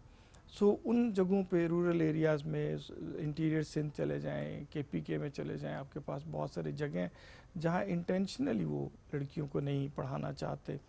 और फिर आज के दौर में क्योंकि टेक्नोलॉजी आहिस्ता आहिस्ता तालीम के साथ इम्पेरेटिव होती जा रही है, सो लिहाजा वो टेक्नोलॉजी भी बच्चियों की एक्सेस में नहीं देना चाहते, इस वजह से भी वो पीछे रह जाती हैं। सो बहुत ज़्यादा डिस्पैरिटी है इन जगहों पे। ये बहुत बड़ा क्वेश्चन है जी हमारे लिए कि एक ही मुल्क में रहते हुए आपके पार्टिसिपेशन रेट जो है लड़कियों का बलूचिस्तान में अलार्मिंगली लो हो, आपके जो फार्मर डिस्ट्रिक्ट्स थे फाटा के जिनको आप कहते थे पहले, उन डिस्ट्रिक्ट्स में अलार्मिंगली लो है, इंटीरियर सिंध में अलार्मिंगली लो है। सो अगर कराची में या इस्लामाबाद में या लाहौर में फैसलाबाद में अच्छा हो भी जाएगा तो पूरे मुल्क जब में आप उसको ओवरऑल निकालेंगे तो ये डिस्पैरिटी रहेगी जी। ओके, इसमें सर एक क्वेश्चन क्वालिटी पर भी आता है, क्वालिटी ऑफ एजुकेशन। ठीक है, आप तालीम तो दे रहे हैं, वो चाहे स्कूल की है, कॉलेज की है, यूनिवर्सिटी की है, डिग्री प्रोग्राम्स जैसे भी हैं, बट उसमें क्वालिटी पे बहुत सवाल होता है। अगर हम बिल्कुल स्टार्ट से इन स्कूल की बात करें तो हम बहुत ज़्यादा राय शेयर करते हैं जी फ़लाने मुल्क में तो इतने साल तक बच्चा स्कूल नहीं जाता, या उन ममालिक में इतने साल तक एग्ज़ाम नहीं होता। हमारे यहाँ थोड़ा सा चीज़ें डिफरेंट है, हम बहुत छोटी एज में ही बच्चे को स्कूल भेजने पे फोकस कर रहे होते हैं। स्कूल वाले भी तो नहीं एडमिशन कर रहे होते कि आपका बच्चा तो आई मीन 3 साल के बच्चे को बाज़-औक़ात लेट हो गया, स्कूल से नाम नहीं लेना चाहते हम स्कूल्स का, बट कह रहे होते हैं कि ये बच्चा तो लेट हो गया, अब एडमिशन इसका कैसे? बिल्कुल ऐसे ही है। तो हमने एक तो बिल्कुल छोटे लेवल से ही चीज़ें ख़राब कर दी, और फिर जो हम डिग्री प्रोग्राम्स की बात करते हैं वहाँ पर हम देखते हैं कि प्रैक्टिकल काम ऐसा नहीं कि नहीं हो रहा, कुछ यूनिवर्सिटीज़ में हो भी रहा है, बट स्टिल इसमें क्वेश्चन होता है कि वो डिग्री जिसमें ज़्यादा काम प्रैक्टिकल था उसमें हमने थ्योरी पे ही फोकस रखा, बच्चों को वो मौक़े फराहम नहीं किया, बच्चों को हमने उस तरफ फोकस ही नहीं कराया। जैसे बहुत से ममालिक में एग्जाम्पल दी जाती है कि जी हायर एजुकेशन अगर आपने हासिल करें तो यू शुड अर्न, आप साथ साथ काम करें और साथ साथ पढ़ें। हमारे यहाँ ज़रा मसला दूसरा है, हम बच्चों को बहुत पैम्पर्ड रखते हैं। यूनिवर्सिटी की डिग्री भी हमने कहा जी बाप के पैसों से ही आपने हासिल करनी है, थोड़ा सा चीज़ें ठीक करने की यहाँ पर ज़रूरत है। देखिए हमारा मॉडल वेस्ट से बिल्कुल डिफरेंट, बिल्कुल ऐसे ही है। ऐसे जहाँ तक आपने इसमें बहुत सारे सवाल थे आपकी बात में जी। पहला यही कि स्कूल में एंट्री एक बहुत बड़ा चैलेंज है। अच्छा, एक तरफ तो बच्चे स्कूल नहीं जाते, ये और क्लास है जी जो स्कूल नहीं जाती, ये जिनके प्री स्कूल में एंट्री के मसाइल होते हैं ये और क्लास है। अच्छा, वो गलत बात है, होना नहीं चाहिए बिल्कुल भी। मतलब ये कौन सा बच्चे को स्कूल की आदत डालनी है, प्री स्कूल कोई ऐसी रॉकेट साइंस नहीं है जहां आपने लोगों को आके बड़ी मुश्किल बातें सिखानी है। उनको ये सिखाना है दूसरे बच्चों के साथ कैसे मिल के रहते हैं, इंटरेक्शन, सोशल लाइफ कैसे होती है, दोस्तियाँ कैसे बनाते हैं, ज़िंदगी को एंजॉय कैसे करना होता है। सो इन चीज़ों की तरबियत करनी है ना। उसमें अब पेरेंट्स का इंटरव्यू होगा, अब बच्चे का टेस्ट होगा, और फिर इतना बड़ा बैग होगा जो उसके गले डाल दिया जाएगा। This does not make sense to me at all. एक आसान सा तरीका होना चाहिए स्कूलों में एंट्री का, प्री स्कूल में। इसी तरह हमारी जो फॉर्मल स्कूल की एज है ना, वो भी दुनिया से कुछ पहले है। अमूमी तौर पे लोग 6 साल की उम्र में बच्चों को स्कूल भेजते हैं, हम 5 साल की उम्र में स्कूल में एंट्री कर लेते हैं।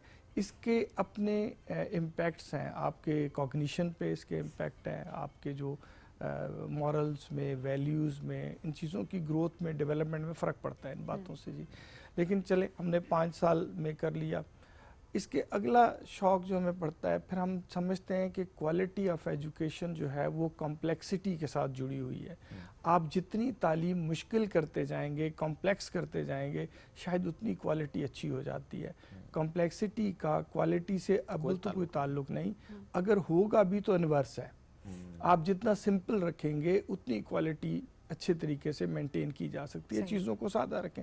मैं आजकल बहुत सुनता हूँ, तरक्की बहुत हम करना चाह रहे हैं तो हम कहते हैं जनाब बच्चे को अब IT AI ग्रेड 1 से पढ़ानी शुरू कर दें। प्रोबेबिलिटी के कॉन्सेप्ट जी प्री अपना एलिमेंट्री स्कूल में, प्राइमरी स्कूल में देने शुरू कर दिए जाएं। आई डोंट थिंक कि इसमें कोई ऐसी अट्रैक्शन होनी चाहिए। हर बात अपनी एज पे दुरुस्त लगती है। जिस एज में आपने बच्चे को खेलना कूदना सिखाना होगा, अगर आप उसमें उसको प्रोबेबिलिटी या AI के बुनियादी तसव्वुर या रोबोटिक्स सिखानी शुरू कर देंगे तो इट्स टू अर्ली और इसका कोई इम्पैक्ट नहीं आएगा। आप हर स्टेज पे जो ज़रूरी बात है वो सिखा दीजिए। इसके अगली बात जो ड्रॉप आउट कही वो इससे जुड़ी हुई है जी। ड्रॉप आउट ऑब्वियस ही बात है कि इस ऐसे काम में अगर आपसे करने को कहूँ उस उम्र में जब आपका जहन उतना डेवलप नहीं हुआ तो फेलियर का चांस बढ़ जाता है। फेलियर से बड़ा डिजास्टर अर्ली एज में और होता कोई नहीं। We need to make sure everyone succeeds. ये जो सेंस ऑफ कॉन्फिडेंस है ना इस उम्र में डेवलप होती, अगर आप ये लूज कर देंगे तो बाकी ज़िंदगी में आप जो मर्जी सिखाते रहें वो कभी नहीं बनेगा। सो मुझे इंश्योर करना है कि मैं तालीम इस तरह से उसकी ओरिएंटेशन बनाऊं कि प्राइमरी स्कूल में कोई बच्चा जो है वो अपने आप को फेलियर तसव्वुर ना करे। जब भी वहाँ से ग्रेजुएट हो तो उसको लगे कि सबसे बेस्ट मैं हूँ और जो मैं चाहता हूँ मैं कर सकता हूँ। सो ये सारे मसाइल जी जुड़े हुए इकट्ठे। फिर ड्रॉप आउट इसी तरह से, और ड्रॉप आउट के बाद अगर आप देखिए ना जी उनको फिर वापस स्कूल में लाना बहुत बड़ा चैलेंज। नॉन फॉर्मल एजुकेशन वाला सेक्टर आ जाता है, उसका इंफ्रास्ट्रक्चर आपके पास इतना बड़ा नहीं है। सो पहली बात तो प्रिवेंशन यही है कि आप उनको निकलने ना दें। अगर वो निकल गए तो फिर दोबारा लाना बड़ा मुश्किल काम हो जाता है। एंड स्पेशली जो आपने डॉक्टर साहब इससे पहले बात की थी बड़ी इंपॉर्टेंट, कि जाहिर सी बात है कि एक घर में अगर एक तरह से गुर्बत हम देखें वहाँ पर अगर है तो ऑब्वियसली प्रायोरिटी यही होगी कि स्कूल जाने के बजाय या यूनिवर्सिटी जाने के बजाय जो बच्चा है वो कुछ 4 पैसे कमा के घर आए, so that bread and butter कोई रोजी रोटी घर के अंदर आ सके। सो आई थिंक ये भी एक है कि आप समहाउ सपोर्ट भी करें बच्चों को। हमारे प्राइवेट सेक्टर की भी यहाँ पर हम बात ज़रूर कर रहे हैं कि हमें हर तरह से सपोर्ट करना है सो दैट बच्चे स्कूल से मत निकलें या इदारों से मत निकलें, वो पढ़ें, अपनी तालीम जो है वो हर तरीके से मुकम्मल करें। इंपॉर्टेंट चीज़ है। हम बाज़-औक़ात कह रहे होते हैं अच्छा इंसेंटिव क्यों दें तालीम के लिए कुछ भी, बिकॉज सर्कमस्टांसेस डिफरेंट होते हैं, उस लिहाज से आपको डील करना है क्योंकि आपको लिटरेसी रेट को ऊपर लेके जाना है। So this is very important. अच्छा सर, इसके अलावा अगर हम बात करें स्किल बेस्ड एजुकेशन की, बहुत ज़्यादा इस पर बात हो रही होती है कि किस तरह से बच्चों को तालीम के साथ साथ हमने स्किल्स भी सिखानी है, हायर एजुकेशन, क्योंकि उसके बाद जब वो पेयर एक तरह से डिग्री कंप्लीट की उसके बाद एज भी अच्छी खासी होती है और कुछ सीखा हुआ अगर नहीं है तो इंटरव्यू देने के लिए कहीं जाएंगे तो आप तो आपकी स्किल्स ज़्यादा देखी जा रही होती हैं। डिग्री जो है वो भी जाहिर है एक तरह से देखा जाए तो आपने क्वालिफाई अगर करना है एलिजिबिलिटी के पर्सपेक्टिव से वो तो इम्पॉर्टेंट है, but this is also very important कि आपको आता क्या है, इस पे कितना काम हो रहा है। स्किल बेस्ड एजुकेशन पे आजकल आप गुफ्तगू तो बहुत सारी सुनते हैं, प्रोग्राम्स भी बहुत है, इन्वेस्टमेंट भी हम बहुत कर रहे हैं। अच्छा, स्किल बेस्ड एजुकेशन में भी है जो इन्वेस्टमेंट की बात है ना, पेरेंट्स बिल्कुल तैयार होंगे जी, उनके अंदर ये ख्वाहिश है कि बच्चे पढ़ जाएं, लेकिन उनको सिर्फ इतना हो जाए कि ये 10 साल स्कूल में गुजारेगा तो तो जब निकलेगा तो कोई काम करने के काबिल हो जाएगा। अच्छा, काम अब आईटी के आने से या एआई के आने से आप देखिए कि बहुत सारी जॉब्स जो पहले रेलेवेंट थी अब इररेलेवेंट हो गई। अब उनकी ज़रूरत नहीं रही। अगर स्कूल में मैं लोगों के 15 साल उन्हीं चीज़ों को सिखाने में खर्च करूंगा जिनकी अब मार्केट में ज़रूरत नहीं। अच्छा, और भी अनप्रेडिक्टेबल देखिए इसमें क्या है, आज मुझे लगता है कि रेलेवेंट है और मैं सिखाना शुरू कर देता हूँ। जब इसने ग्रेजुएट होना है तो वो रेलेवेंट नहीं रहना। बैंकिंग सेक्टर ले लीजिए आप, मेडिसिन का सेक्टर ले, हेल्थ का सेक्टर ले लें, चीज़ें बिल्कुल ऑल टुगेदर बदल गई हैं। आपकी जनरेशन ने शायद अब कभी बैंक जाके भी ना देखा हो, ना कभी लाइन में लगे हो, ना कभी चेक लिखा हो। सही बात, आपके पास ऐप से ज़रूरत नहीं है, आप ऐप पे सब कुछ अवेलेबल है आपको। सो बैंकिंग और बैंकिंग का यूज़ पूरे का पूरा बदल गया। प्रिंटिंग का पूरा स्ट्रक्चर चेंज हो चुका है जी, अब पहले वाला नहीं रहा हुआ।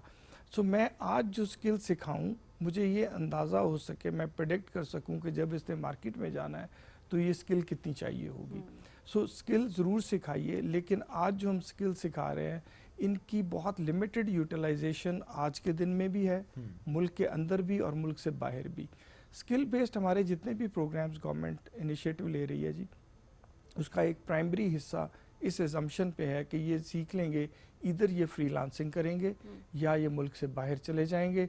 मसलन नर्सिंग पे, अलाइड हेल्थ सर्विसेज पे बहुत ज़ोर है क्योंकि दुनिया को चाहिए। बिल्कुल। लेकिन अलाइड हेल्थ सर्विस उनको वो नहीं चाहिए जो हम यहाँ करते हैं, उनको वो चाहिए जो उनके यहाँ होता है। सो उसके साथ अलाइन करके इन्वेस्ट करेंगे तो फ़ायदा होगा। इससे रोज़गार का मामला तो हल हो सकता है अगर हम इसकी डायरेक्शन ठीक रखें। कौम की तरबियत का नहीं, कौम की तरबियत के लिए आज भी आपको वही सोशल साइंसेज, ह्यूमैनिटीज़, लिटरेचर, अपना कल्चर, रवायत, सकाफ़त, इन चीज़ों को भी पढ़ाना चाहिए। हम छोड़ते जा रहे हैं क्योंकि इनकी कोई डायरेक्ट मार्केट में एम्प्लॉयमेंट नहीं है ऐसा पढ़ने से। सो लिहाजा हम इसको बहुत तवज्जो नहीं देते। यूनिवर्सिटीज़ को आप ले लें तो इन सब्जेक्ट में एडमिशन में क्राइसिस हैं बहुत ज़्यादा। फ़िलासफ़ी में कोई दाखिला नहीं लेता जी, हिस्ट्री में नहीं जाना चाहता, लैंग्वेजेस में नहीं जाना चाहता। सादा सा सवाल होता है कि फ़ायदा क्या है इसका फ़ायदा क्या होगा? अच्छा, ये बेसिकली इसका फ़ायदा अच्छा इंसान बनाने की सूरत में होता है, और ये बुनियादी बात है। अगर अच्छा इंसान बना दिया जाए तो अच्छा जॉब वो ढूंढ लेगा, इसका इम्कान बढ़ जाता है। लेकिन अगर आप एक अच्छा जॉब ढूंढने वाला बना लेंगे तो वो अच्छा इंसान खुद बन जाएगा, इसके चांसेस कम है। उसकी तरबियत ज़रूरी है। बड़ी दुरुस्त बात अक्सर हम देखते हैं कुछ एम्प्लॉयर्स वो कहते हैं कि हमें एक अच्छा इंसान चाहिए, सीख जाएगा वो इस एनवायरनमेंट में, हमारे इकोसिस्टम में वो काम कर लेगा, लेकिन बंदा ठीक होना चाहिए। इसके बरक्स अगर आप कहेंगे नहीं वो उसका काम उसको आता है, वो काम तो आता है लेकिन वो बंदा ठीक नहीं है, वो सारा बाकियों का काम भी खराब कर देगा। अब देखिए सबसे बड़े इश्यूज ये आजकल एम्प्लॉयमेंट में अगर आप देखें तो एटीट्यूड से मुतल्लिक बिल्कुल ऐसे ही, लोगों के मोरालिटी से मुतल्लिक है, इंटेग्रिटी से मुतल्लिक है, क्योंकि बड़ी आसानी से वो समझते हैं कि ये ना भी किया जाए तो सर्वाइवल है, तो वो इसलिए वो उन चीज़ों पे तवज्जो नहीं। अच्छा, ये बातें मुआशरा सिखाता है जी, मुआशरे के अंदर होती हैं। आप देखिए, आप सुपर स्टोर में चले जाएं तो आप कभी बार्गेन नहीं करते। आप किसी छोटी दुकान पे चले जाएं तो आप बार्गेन करने से बाज नहीं आते, हालांकि शायद वहाँ सस्ती है चीज़, वहाँ महंगी है। सही बात है। वो इन्वायरमेंट है ना जी जो आपको एक तरह से अलाइन कर देता है कि आपने यहाँ क्या करना है और क्या नहीं करना। सो ये जो आप फरमा रहे थे बिल्कुल एग्जैक्टली कि वो हम आपको सिखा लेंगे, लेकिन आपके अंदर जो इंसानी सिफात हैं वो होनी चाहिए, वो ठीक होनी चाहिए। Very true. तो तालीम ना ये स्किल की तरफ जाइए, लेकिन स्किल के साथ साथ ये इम्पोर्टेंट कंपोनेंट है, इसको कॉम्प्रोमाइज़ ना करिए। जो हम कहते हैं तालीम और तरबियत, तो ये साथ इसीलिए आते हैं कि दोनों को साथ लेके चलना बहुत इंपॉर्टेंट है। सर आखिर में ज़रूर बताइएगा अल्लामा इकबाल ओपन यूनिवर्सिटी के इनिशिएटिव्स के हवाले से क्या क्या इनिशिएटिव्स अभी लिए जा रहे हैं जिससे एजुकेशन को हम प्रमोट कर रहे हैं? ओपन यूनिवर्सिटी जी पाकिस्तान में शायद वाहिद यूनिवर्सिटी है जिसके मैंडेट में मैथ्स एजुकेशन था, यानी शायद और कोई यूनिवर्सिटी नहीं है जो ग्रेड 8 से पढ़ाना शुरू कर देती हो। हमारे पास जो लोग जिनके पास ज़िंदगी में राइट एज पे पढ़ने का मौका नहीं मिला, तो एडल्ट्स जिनको आप कह लीजिए, उनको हम ग्रेड 8 से पढ़ाना शुरू करते हैं। और जो टेक प्रोग्राम्स हैं हमारे जो शुरू में उनको सिखाते हैं ताकि कुछ उनका रोज़गार बेहतर, और साथ साथ ये जो मैंने आपको कंपोनेंट्स कहे लिटरेसी से रिलेटेड, न्यूमरेसी, लिटरेसी और ये इनकी अखलाकी तरबियत जो है इससे मुतल्लिक सिखाते हैं। सो यूनिवर्सिटी डायरेक्टली लोगों को इन प्रोग्राम्स में बहुत कम तादाद में पढ़ा पाती है, लेकिन यूनिवर्सिटी का बड़ा जो रोल है वो ऐसे इसातिज़ा की प्रिपरेशन है जो इन सिस्टम्स में पढ़ा सकें। मसलन हर सूबे में उनका अपना एक नॉन फॉर्मल एजुकेशन का सेटअप मौजूद है। फेडरल में आप देखिए तो NCHD है, BECS है, ये इदारे एडल्ट एजुकेशन में इन्वॉल्व हैं। इनके लोगों की ट्रेनिंग करना कि ये आगे ठीक पढ़ा सके उनकी आने वाले स्टूडेंट की ज़रूरत से, इसकी ट्रेनिंग यूनिवर्सिटी करती है। सो अगर आप उस टर्म्स में देखें कि हम कितने लोगों इलिटरेट लोगों को डायरेक्ट पढ़ाते हैं तो शायद वो नंबर नेग्लिजिबल है, बहुत बड़ा नहीं है, क्योंकि वो हमारा उसमें ऑपरेशंस हमारे इस तरह से हो नहीं सकते थे। लेकिन अगर आप उनके असातिज़ा देखेंगे तो शायद ही आपको कोई मिलेगा जो हमसे ना पढ़ा हो। तमाम के तमाम हमारे पास ट्रेनिंग करके जाते हैं। AI को भी आप लोग फोकस कर रहे हैं अपने इन प्रोग्राम्स में?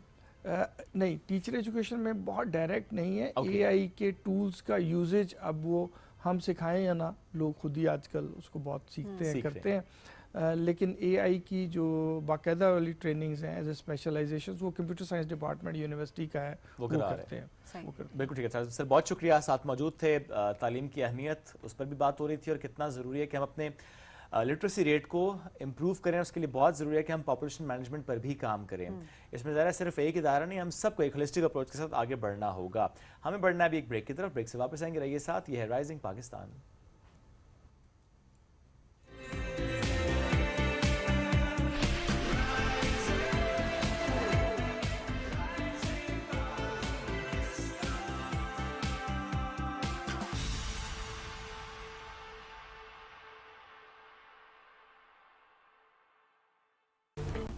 पाकिस्तानी खाने ज़ुबान पे लगे तो छूटते नहीं हैं, और अगर कपड़ों पे लगे तो वो कोरमे को आउट ऑफ साइट कर देगा। कढ़ाई से भी फाइट कर लेगा। कौन? ब्राइट, क्योंकि नए ब्राइट का बेस्ट एवर फॉर्मूला गहराई से दाग निकाले। आपके रेस्टोरेंट का मेन्यू आपकी यूनिफॉर्म में भी नजर आता है। इसीलिए तो ये काम ब्राइट और आपको दिया जाता है।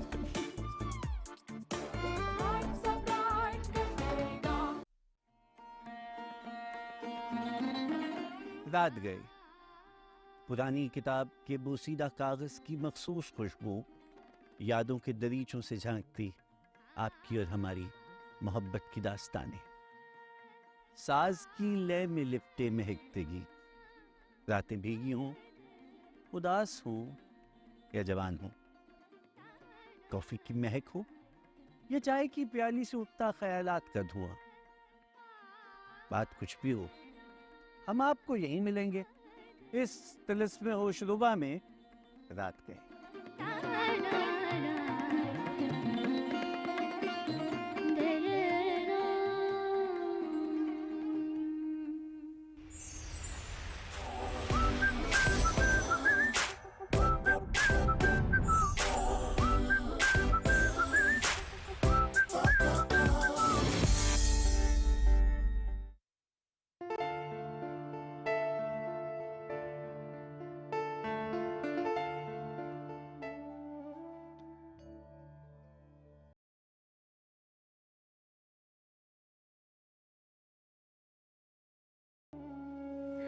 वाह वाह वाह, याद क्यों नहीं भाई? जब मैंने तुम्हें पहचान लिया तो तुम कैसे नहीं पहचानोगी? सब खुदा का शहर का ये आलम, अब तुम्हें जोड़ा बदलने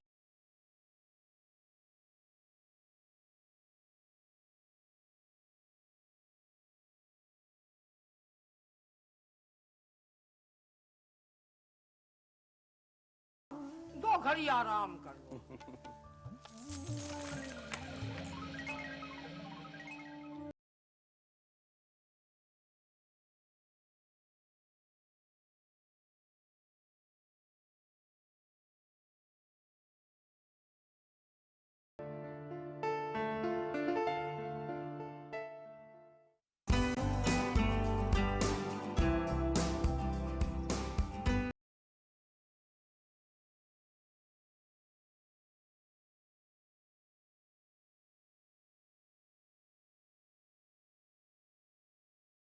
मनपसंद सितारे होंगे हमारे साथ।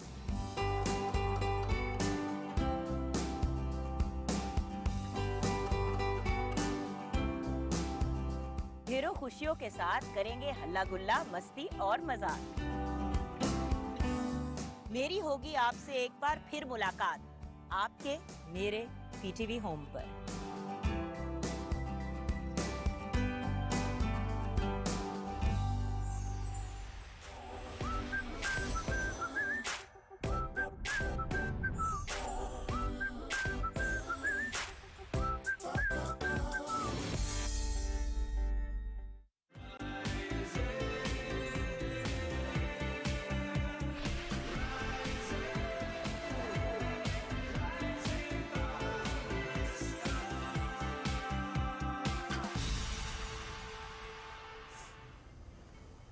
Welcome back. राइजिंग पाकिस्तान में एक बार फिर कहते हैं खुश आमदी। जब हम लिटरेसी की बात करते हैं, जो कि आज इससे पहले भी जो सेगमेंट था हमारा वो लिटरेसी से मुतालिक था, जब हम लिटरेसी की बात करें उसमें सभी आपने भी एक पॉइंट रेस किया था, हम खवातीन की अक्सर बात कर रहे होते हैं, बच्चियों की अक्सर बात करते हैं, आउट ऑफ स्कूल चिल्ड्रन में भी हम देखते हैं कि ज़्यादा जो रेशो है वो लड़कियों की है, बच्चियों की है।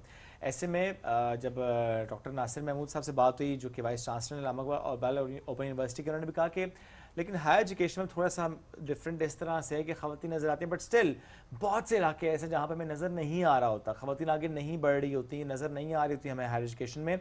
सो आज जिस मेहमान ने हमें ज्वाइन किया है ताल्लुक उनका बटग्राम से है और she is the first one जिन्होंने PhD किया अपने इस इलाके से। तो मतलब ब्रेकिंग बैरियर्स, बहुत सी ख़वातीन के लिए रास्ता आसान किया है, उन्हें शमा जला के दिखाइए कि if I can do it of course you can. इस वक्त पाकिस्तान एकेडमी ऑफ लेटर्स में डिप्टी डायरेक्टर एकेडमिक्स के तौर पर खिदमत सर अंजाम दे रही हैं, उनको करते हैं वेलकम। अस्सलाम वालेकुम जी, कैसी हैं आप? वालेकुम अस्सलाम, मैं so good to have you. अपना सफ़र कैसा रहा तालीम का यहाँ तक? तालीम का सफ़र जैसा कि अभी आपने भी इसका जिक्र किया, तो मेरे लिए भी इतना आसान नहीं था, क्योंकि अगर हम बटग्राम को देखें और वहाँ के लिटरेसी रेट को, अगर 98 पे मैं जाऊँ तो 98 में वहाँ पर 2% था उस वक्त। यानी अगर आप ऐसे देख सकते हैं कि अगर उस वक्त आबादी 3 लाख से ज़ायद थी, कुछ ज़्यादा थी, तो उस वक्त तकरीबन 21,000, यानी मैं सिर्फ ख़वातीन का रेशो बता रही हूँ जो वहाँ पर था। और अगर हम आज देखें तो 4 लाख से ज़ायद आबादी, उसमें जो लिटरेसी रेट है वो 21,000 से 25,000 तक गया होगा, इससे ज़्यादा नहीं, यानी 6% तक आ गया है, लेकिन इससे ज़्यादा लिटरेसी रेट अब भी नहीं है। तो मेरी एजुकेशन तो बेसिकली इस्लामाबाद की थी, क्योंकि मैं इस्लामाबाद बेस्ड हूँ, लेकिन मेरे पेरेंट्स बटग्राम से ताल्लुक़ रखते थे, तो ज़ाहिर है आना जाना वहाँ पर होता था, और मैं बचपन से उनका भी देख रही थी कि जैसे वो जा रहे हैं स्कूलों में। तो आसान मेरे लिए इस लिहाज से नहीं था, क्योंकि बहुत सारे बैरियर्स थे। जब आप कोई काम नया शुरू करते हैं और करने की कोशिश करते हैं तो बड़ा मसला होता है। यहाँ मैं बतौर ख़ास जिक्र करना चाहूँगी अपने वालिद साहब का, मोहम्मद याकूब खान साहब, अल्लाह उनके दर्जात बुलंद फरमाए। तो उन्होंने इसके लिए बहुत कोशिश की, और उसकी वजह ये थी कि वो थाईलैंड में पैदा हुए थे। मेरी दादी थाई मुस्लिम थी, तो वहाँ पैदा हुए, उनकी ग्रूमिंग वहाँ की थी, तो ज़ाहिर है वो एक अलग जो है वो माइंड सेटअप लेकर यहाँ पर, तो उन्होंने ये इनिशिएटिव लिया कि मेरी बेटियाँ पढ़ेंगी। तो बहुत सारे मसाइल हुए, यानी उनको कहा गया दबे दबे लफ्ज़ों में, और ये कि मतलब ना पढ़ाएं, मिसफिट हो जाएंगी, शादियां कौन करेगा, ये हो जाएगा वो हो जाएगा, यानी आप बिल्कुल इसके ख़िलाफ़ जा रहे हैं। लेकिन उन्होंने वो अपने कहे पर कारबंद रहे, और नतीजा ये हुआ कि मेरी बहन सकीना जो है वो ख़ानदान की पहली ग्रेजुएट हुई, बड़ी बहन मेरी। उसके बाद फिर ज़ाहिर है वो ग्रेजुएट हुई, तो उसके बाद मामू और ये बाकी लोगों ने उनको देखा, तो उन्होंने अपने बच्चों को पढ़ाना शुरू किया, बच्चियों की तालीम पर, जो इस्लामाबाद बेस्ड थे। लेकिन वहाँ पर अभी भी सूरत हाल ठीक नहीं है। इसका अंदाज़ा आप इससे लगा लें कि 2025 में हम इस वक्त हैं, और 2025 ही की बात है कि वहाँ से एक बच्ची आई घर पे किसी सिलसिले में, तो उससे मैंने पूछा, मैंने कहा आप क्या कहाँ तक पढ़ी हैं? तो उन्होंने कहा कि मैं तो 3री जमात तक। तो मैंने कहा आगे क्यों नहीं? कहती वो दरअसल मैं जिस स्कूल में जाया करती थी तो उसके रास्ते में लड़के खड़े होते थे, तो बजाय इसके कि आप उस चीज़ का सद्देबाब करें, आपने बच्ची को घर बैठा लिया कि वो नहीं जा सकती। तो ये सूरत हाल 2025 तक है, तो इससे आप ये तो बड़ा मसला था, ख़ानदान की तरफ से प्रेशर और ये सारी चीज़ें, लेकिन वालिद साहब की सपोर्ट रही। और फिर उसके बाद मेरी खुशकिस्मती कि मुझे असातिज़ा बहुत अच्छे मैसर आए। तो वो मेरे एक और उस्ताद मोहतरम कहते हैं कि दिया जो है वो भी आपके अंदर होता है, और दिए का बालन जो है वो भी आपके अंदर होता है। तो आपको कोई एक मुर्शद चाहिए होता है जो उस बालन को दिए पर रखे और आपका अंदर रोशन हो। माल खूबसूरत बात। एग्जैक्टली, और वाकई वो सपोर्ट बड़ी इंपॉर्टेंट होता है आपके लिए। आपने बहुत इंपॉर्टेंट बात की, बीच में मैं उस पर ज़रूर मज़ीद बात भी करना चाहूँगी कि हमने अक्सर यही देखा है, हमारी बच्चियाँ किसी फील्ड में जाने लगती हैं, सिर्फ एजुकेशन के लिहाज से बात नहीं करी, प्रोफेशनली भी आप देखें, अगर अगर कहा जा रहा होता है अच्छा वहाँ पर ये इंसिडेंट हुआ है, बच्ची आकर अगर घर शेयर करी है इस मामले को, उसको कॉन्फिडेंस देने के बजाय प्रोटेक्शन के नाम पे उस बच्ची को घर बिठा लिया जाता है क्योंकि माहौल ठीक नहीं है तो हम बच्ची को ना भेजें। हम ये क्यों नहीं सोचते कि हमने उस माहौल को ठीक करना है, हमने अपने बच्चों की तरबियत करनी है, अपने लड़कों को बताना है कि आपने किस तरीके से एक अच्छा एनवायरनमेंट देना है हमारी लड़कियों को, सो दैट जब वो जाएं वहाँ पर पढ़ें या काम करें तो वो सेफ फील करें। क्या आज भी ये माइंडसेट है? 2025 की मैं बात कर रही हूँ। जी, मैंने आपसे ये बड़े बड़े शहरों की भी बात हो रही है, ये सिर्फ एक जगह की बात नहीं हो रही है। बिल्कुल ठीक है, ये हर खानदान की बात हो रही है। मैं इससे पहले इंटरनेशनल इस्लामिक यूनिवर्सिटी में पढ़ाती रही हूँ, असिस्टेंट प्रोफेसर थी वहाँ पर, और वहाँ पर भी बहुत यानी ज़ाहिर है अब यूनिवर्सिटी है तो हॉस्टल्स भी हैं, तो मुख्तलिफ इलाकों से बच्चियाँ आ रही हैं। आपको तो पता है कि उनके विंग्स जो हैं वो अलग अलग हैं, तालिबात का और जो तलबा हैं, तो उसमें भी यही था कि जो दूर दराज इलाकों से बच्चियाँ आती थीं, अच्छा 1-2 सेमेस्टर पढ़ लिए, उसके बाद उनके इस तरह के मसाइल शुरू हो गए। बाज़ औक़ात तो बहुत ही एक ऐसी सूरत हाल होती थी अफसोसनाक किस्म की कि दोनों पेरेंट्स में से किसी एक की डेथ हो गई है, पेरेंट्स नहीं हैं, तो घर वालों ने पढ़ने से मना कर दिया, मैम अब हम तो 2 सेमेस्टर के बाद तो जारी ही नहीं रख सकते इस तालीम को। और इस तरह तो यानी वो बच्ची जो इतने दूर से आई है और वो तालीम के लिए आई है और वो पढ़ना चाहती है, लेकिन अब इस तरह की चीज़ें हो गई हैं, तो ये बहुत ही गहरे हमारे मसाइल हैं जिनकी जड़ें कहीं बहुत अंदर तक हैं। तो हम 2025 हो या 30, जब तक हम उन मसाइल की तरफ नहीं देखेंगे जो इसके रास्ते में आ रही हैं, तो ये मसाइल इसी तरह रहेंगे। इस पर बात करना इम्पोर्टेंट है, इसको सॉर्ट आउट करने के लिए मैं इस्लामाबाद की आपको बात बता रही हूँ कि यहाँ पे जो बच्चियाँ तालीम के लिए आ रही हैं लेकिन दूर दराज से वो आ रही हैं, तो उनके लिए भी इसी तरह के मसाइल उनके सामने आते हैं। तो ये हम देख रहे होते हैं, कुछ बहुत अच्छे उससे भी होती हैं घरानों से भी, लेकिन ये है कि बस इससे ज़्यादा तालीम नहीं हासिल कर सकते। बहुत सारे मसाइल होते हैं, सकाफ़ती मसाइल होते हैं, इसके पीछे वसाइल की कमी हो सकती है, फाइनेंशियल इश्यूज हो सकते हैं, बहुत सारी चीज़ें होती हैं, लेकिन ये चीज़ें बात होती है कि ये भी एक माइंडसेट है कि चलो उस घर में शादी कर देंगे बच्ची की जहाँ पे स्टेबल इनकम आ रही हो, मियाँ बहुत अच्छा कमाता है, तो बेटी को उसी घर में आ दो और ज़रूरत ही नहीं है पढ़ने की, तुम्हें ज़रूरत क्या पढ़ने की, तुम्हारा मियाँ कमाएगा। ये भी एक माइंडसेट है ना। देखिए जी बिल्कुल, क्या या फिर ये होता है कि उनको शुरू से ये बावर करवा दिया जाता है कि चूल्हा चौका ही आपका सब कुछ है, तो इतनी तालीम हासिल करने की ज़रूरत नहीं है। तो ये अब भी हमारे बड़े शहरों में भी इस तरह की चीज़ें सुनने को मिलती हैं, तो बहुत हैरत होती है, लेकिन जाहिर है इन सब चीज़ों को दूर करने की ज़रूरत है। जैसा कि आपने भी कहा कि हम क्यों उस बच्ची को घर बिठाएं, उसकी सुन के उस माहौल को क्यों ना चेंज करें, लेकिन इसके लिए बहुत रियाजत की ज़रूरत है, क्योंकि जिस इलाके की मैं बात बता रही हूँ वहाँ पर आपको चेंजेस लाने के लिए बहुत सारे ऐसे इलाके, देखिए हम किसी एक स्पेसिफिक इलाके की बात नहीं कर रहे, ये जो आप केसेस बता रही हैं ये केसेस बड़े शहरों में भी देखे हैं और कुछ ऐसे घरों में भी देखे हैं जिनको पेरेंटली आप देख के जब ऐसी स्टोरीज आपके, अच्छा वो उन्होंने ये, उनकी सोच तो बड़ी मॉडर्न है, जो हम अक्सर औकात जिस लैंग्वेज में हम कॉन्वर्सेशन लेकर चल रहे होते हैं। सो ये माइंडसेट की बात है, चाहे आप जिस मर्जी इलाके में, वरना मैंने कुछ ऐसे लोग भी देखे जो कि किसी और प्रोग्रेसिव मुल्क में भी बैठे होते हैं, उस मुल्क में बैठ के भी, पाकिस्तान से बाहर भी उनका माइंडसेट वही होता है और वो बहुत सारी हर्डल्स जो है हमारी बच्चियों को फेस करनी पड़ रही है। और ज़्यादा ज़रूरी है कि बच्चियों की तालीम पर ज़्यादा फोकस करना ज़रूरी है, क्योंकि ज़ाहिर है उससे पूरा माशरा चलना है। जी, बल्कि अगर मैं इस में थोड़ा इजाफा करना चाहूँ तो हम अगर ग्राउंड रियलिटीज़ को देखें, ज़मीन पर मबनी हक़ाइक़ हैं, उनकी हिकमत अमलियों को देखें, तो आप अगर दुनिया की आबादी देखें तो 8 अरब से ज़ायद बताई जाती है, और उसमें जो मर्द व ख़वातीन का रेशो है वो तकरीबन 50-50, यानी 50 से ज़ायद मर्द हैं और इसी तरह 49 से ज़ायद फ़ीसद जो है वो ख़वातीन। तो अब इसका मतलब है कि अगर आप ख़वातीन की तालीम पर तवज्जो नहीं दे रहे तो आप इंसान आबादी को पीछे आपने इंसान की आधी तरक्की तो हो ही नहीं पा रही, क्योंकि आपने आधी आबादी को दुनिया की, तो ऐसा मुआशरा कैसे चलेगा। यानी आप ख़वातीन को आगे आने दें, उनको बढ़ने दें, और हमने ये देखा है, आप भी यहाँ बैठी हैं और इस तरह बहुत सी कामयाब ख़वातीन हैं जो मुख्तलिफ फ़ील्ड्स में हैं, और उन्होंने मनवाया है अपने आप को, अपनी काबिलियत को मनवाया है कि जब वो किसी फील्ड में जाती हैं, ऐसी फील्ड्स जो पहले सिर्फ हजरात से मंसूब थी कि वही काम कर सकते हैं, इसमें वो पायलट्स भी हैं, वो कोह पैमा भी हैं, वो डॉक्टर्स भी हैं, वो मुख्तलिफ शोबों में हैं, फ़ौज में हैं, पुलिस में हैं, और उन्होंने वहाँ काम करके अपनी घरेलू जिम्मेदारियों के साथ अपनी जो फितरी जिम्मेदारियां हैं उनको भी निभाते हुए उन्होंने उसमें एक्सेल किया है, उन्होंने अपना आप मनवाया है। देखिए मनवाया, तो वो कर सकती हैं। लेकिन एक औरत ने अपने आप को मनवा तो लिया, चैलेंज खत्म नहीं हुआ उसका, नहीं हुआ। उसने मनवा लिया, अब जब उसकी शादी हुई है, अब क्या तुम जॉब कंटिन्यू करोगी? अच्छा करूंगी। शादी के कुछ साल बाद बच्चे हैं तुम्हारे, अब कंटिन्यू करोगी? जी। ये क्वेश्चंस आज भी खातून को फेस करने पड़ते हैं। एक तो ये इशू हो गया। अच्छा, फिर एक खातून जिसने ये समझा कि जो कि ठीक है, कुछ फैमिलीज ऐसी होती हैं जहाँ पे हम देखते भी हैं कि जिम्मेदारी बच्चों के बाद ज़्यादा ख़वातीन पे होती भी है, एक माँ है, उसको एक टाइम भी चाहिए। अच्छा, उसने एक ब्रेक ले ली। अब उसने ब्रेक ले ली, उसने अपनी फैमिली को टाइम दिया। अब उसने कहा ना मेरे बच्चे थोड़े से बड़े हो गए हैं, स्कूल गोइंग, अब मैं वापस आती हूँ प्रोफेशनल लाइफ में। अब वापस नहीं आ पा रही, चूंकि जब वो वापस जाना चाहती तो पहले तो फैमिली की तरफ से, खानदान की तरफ से तुम्हें क्या ज़रूरत है, शौहर है ना, या बच्चों को देखो। आज जब उसने उसको ब्रेक किया, वो चली गई इंटरव्यू देने या उसकी जॉब भी हो गई, तो वहाँ पर उसे एक्सेप्ट नहीं किया जा रहा। तुम तो बहुत आउटडेटेड हो गई हो, तुम्हें पता ही नहीं दुनिया कहाँ से कहाँ पहुँच चुकी है। तो खातून का तो चैलेंजेस खत्म ही नहीं हो रहे मनवाने के बावजूद भी। तो इसीलिए इसके लिए हमें काम करने की ज़रूरत है। यानी इसी माशरे की इस सोच को मैंने आपसे आगाज़ में जिक्र किया था कि तालीम में कौन कौन से मसाइल आ रहे हैं, वो मुआशी हैं, वो समाजी हैं, और वो सकाफ़ती हैं। सकाफ़ती सबसे बड़ी, हमें माशरे की सोच बदलने की ज़रूरत है। हमें ये देखने की ज़रूरत है कि औरत की तालीम जो है वो लग्जरीज़ में नहीं है या अयाशी में नहीं है कि आपके पास एक्स्ट्रा कुछ होगा तो आप इनकी तरफ तवज्जो देंगे, या कोई चीज़ नहीं होगी तो आप इनकी तरफ तवज्जो।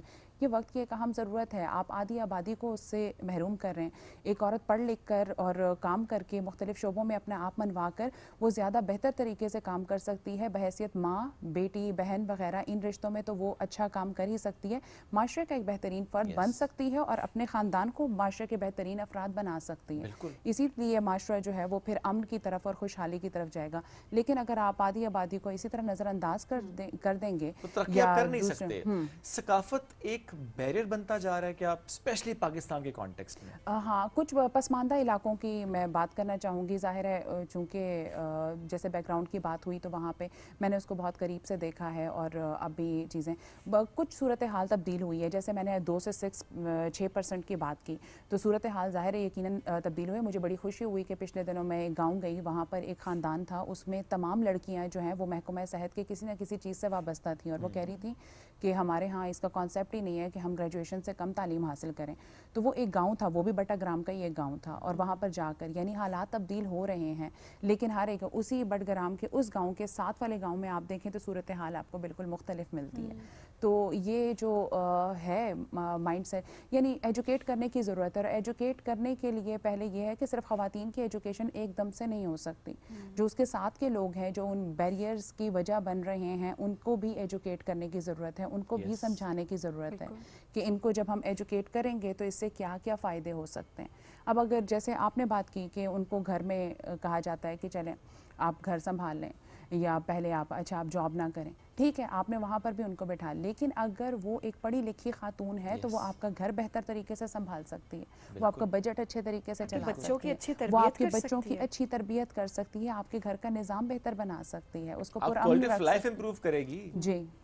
वो आपके साथ चल सकती है, वो आपका घर पुरअमन बना सकती है। इस चीज़ के लिए वैसे जो क्वालिटी ऑफ लाइफ आपने बड़ी इंपॉर्टेंट बात की है कि देखें ये कितनी इंपॉर्टेंट चीज़ है कि ठीक है हमारे मज़हब के लिहाज से भी देखा जाए और सोसाइटी के लिहाज से भी देखा जाए तो औरत के ऊपर किसी भी किस्म का कोई बर्डन नहीं है कि वो फाइनेंशियली कंट्रीब्यूट करे, लेकिन बाज़ों का सिचुएशंस ऐसी सिंगल पेरेंट भी होती हैं और बहुत सारी सिचुएशंस, उन सिचुएशंस को साइड पे रखते हुए एक जनरली बात की जाए तो मर्द पर फाइनेंशियल रिस्पॉन्सिबिलिटी आ रही होती है, जिससे नीड्स पूरी हो रही होती हैं, क्योंकि जिस तरीके से हम देख रहे होते हैं दौर बदल रहा है और ऑब्वियसली हम देख रहे होते हैं कि जितने लोग भी कमा रहे हो हमें होता है कि अच्छा उससे बेहतरी आ सकती है आपकी लाइफ में। तो ऐसे में जहाँ पर नीड पूरी हो रही है वहाँ पर एक औरत कमाकर कुछ लग्जरी आइटम ऐड कर सकती है घर में, जिस जो आप पूरी नहीं कर पा रहे हो, और उससे देखिए घर का माहौल बेहतर होता है, आप अपने बच्चों को एक बेहतर जिंदगी दे सकते हैं। बिल्कुल ऐसा ही है। और जैसे अभी आपने ये भी सकाफत के साथ एक जुड़ा हुआ मसला है कि हमारे यहाँ कुछ चीज़ें मुकर्रर कर ली जाती हैं किसी एक ख़ास सिन्फ के लिए, जैसे कि बहुत ही मारूफ और मशहूर जुमला है कि मर्द रोते हुए अच्छे नहीं लगते, ख़वातीन के लिए ये अच्छा नहीं लगता, वो यूँ नहीं अच्छी लगती। तो ये जो आपने बात की ये भी उसी झैल में आती है कि भाई मर्द तो का काम कमाना और औरत का काम घर संभालना है, तो ये भी उसी तरह के एक मतलब आपने काम मुकर्रर कर दिए। आपने कैसे काम मुकर्रर कर दिए? अगर हम अपनी तहजीब देखें और इस्लामी तहजीब में चले जाएं, वहाँ पे कामों की कोई तकर्रुर नहीं है कि ये इसके लिए है, ये इसके लिए है। नहीं, मज़हब में ऐसा कुछ नहीं था, ये हमने सकाफत में डाल दिया है कि औरत कमा रही है तो हम एम सो सॉरी बट बहुत से जो कि बातें इसमें हो चुके हैं, कोई खातून उठ के कह देते हैं इसमें बरकत नहीं है जी, वो पता नहीं कहाँ से सेंटेंस आ जाता है। अच्छा, मर्द अगर घर में काम कर रहा है, सपोर्ट कर रहा है, उसको कहेंगे ये रन मुरीद है जी। ये तो देखो ना जरा, बेगम बस जो कहते हैं वही करता है, काम कर रहा है घर के, ये क्यों कर रहा है, क्यों कर रहा है, नहीं करता, ये इसके लिए नहीं है। जुमला भी औरत की तरफ से आता है बाय द वे जी। ये जरा और एक सबसे बड़ा जुमला जो आता है, मर्द किचन में अच्छे नहीं लगते। मैंने वेल एजुकेटेड खवातीन को, मैं मर्दों की बात नहीं कर रही यहाँ पे, मैं खवातीन की बात कर रही हूँ कि वो उनके मुंह से मैंने जुमले सुने हैं कि मर्द किचन में अच्छा नहीं लगता। मैं तो, मेरा मर्द किचन में जाए, मुझे तो गवारा नहीं है, ये लोग कहते हैं। हाँ, लेकिन इसमें सिर्फ एक बात ऐड कर दें, एक औरत बड़े फख्र से कहती है मेरा दामाद तो बड़ा जबरदस्त है, मेरी बेटी का बड़ा हाथ बटाता है, मैं घर जाती हूँ, मैं देखती हूँ दोनों मिलके काम कर रहे हैं। अपने घर में आके अपने बेटे से कहते तुम क्यों काम कर रहे हो, यानी ये आप देखें ना कि अब नहीं, ये दामाद अच्छा लग रहा है काम करते हुए, पुत्र अच्छा नहीं लग रहा है। डबल स्टैंडर्ड्स तो हैं, ये सारे हमारे जो है वो माशरती मसाइल हैं, समाजी मसाइल हैं। तो इन्हीं चीज़ों में पहले, यही मैंने आगाज़ में भी कहा था कि पहले इन चीज़ों को दुरुस्त करने की ज़रूरत है। अगर आपका माइंडसेट दुरुस्त नहीं होगा, एक आध अगर लड़की निकल आती है बटरग्राम में से और उसने अगर पढ़ लिया, तो इससे तो हालात ठीक नहीं होने वाले। यानी आपको ऐसी कोशिश करनी चाहिए, ऐसा माइंडसेट उनका तब्दील करना चाहिए कि वो एक ने पढ़ा, उसको कॉपी करके बाकी उसमें, और अब उनका माइंडसेट चेंज हो जाए। ये तो नहीं कि अच्छा उसने पढ़ लिया है तो अब उसके ऊपर लान तान शुरू हो गई कि क्यों उन्होंने ये किया है। और कभी आपने कहा ना कि आपके फादर ने भी बहुत सुना खानदान की बातें, कभी आपके सामने ऐसी कोई बात हुई कि तुम्हारी वजह से देखो मेरी बेटी कह रही है मैंने भी पढ़ना है? ये एक्चुअली इस तरह तो बातें अपने ही फैमिली में भी हुई कि अच्छा इसने ये किया हुआ है तो इसलिए अब हमारी बेटियां भी ये करेंगी, तो ठीक है आप पढ़ाएं, क्या किया हुआ है, मैंने पढ़ लिया है, मैंने पढ़ा लिया, एग्जांपल अच्छी सेट की है, पढ़ लिया, पढ़ा लिया, ऑफिस में जॉब कर रहे हैं, आप ड्राइव कर सकते हैं, मतलब ये सारे टैबूज थे जो मैं बता रही हूँ कि आप ड्राइव कर सकते हैं, आप बुक्स लिख रहे हैं, तो यहाँ तक तो नहीं। मतलब हमारे यहाँ तो ये भी एक बहुत ही, बल्कि अफसानों में भी इसका जिक्र होता था, मुझे उस वक्त तक अंदाज़ा नहीं था पहले जब मैं पढ़ती थी किताब, जब अपने साथ हुआ तो पता चला कि ये बिल्कुल रियलिटी है कि आपकी अगर किसी किताब के ऊपर तस्वीर भी ना सही, आपका नाम भी है, वो भी काबिल कबूल नहीं है काबाज सकाफतों में। तो उसमें अगर आप पढ़ रहे हैं, लिख रहे हैं, आप इतने सारे टैबूज, तो मैं तो ये कहती हूँ कि हर एक को अपना, हाँ लेकिन सपोर्ट आपको बहरहाल चाहिए होती है। जैसे मैंने कहा कि मेरे वालिदैन की थी, फिर मेरे असातिज़ा की थी। मैं बतौर ख़ास जिक्र करना चाहूँगी अपनी उस्ताद प्रोफेसर डॉक्टर नजीब आरिफ साहिबा का, कि उनका बहुत ज़्यादा कंट्रीब्यूशन रहा कि क्या करना चाहिए, कैसे करना चाहिए, कैसे आगे बढ़ना चाहिए। वरना आप खुद सोचें कि एक ऐसी लड़की जिसका ख़ानदान का लिटरेसी रेट का क्या हाल है और उसके घर में या उसके ख़ानदान में पढ़ने लिखने पे तवज्जो नहीं दी जाती, उनको आगे बढ़ाना, यहाँ तक लेके आना, तो उनके मैं बहुत ज़्यादा इसमें कंट्रीब्यूशन मानता हूं। बड़ा हमने नाम सुना, बहुत से लोग उनकी बहुत तारीफ़ करते हैं माशाल्लाह। हमारी मुलाकात उनसे नहीं हुई है अभी तक, but I have heard she is amazing. जी बिल्कुल ऐसा ही है।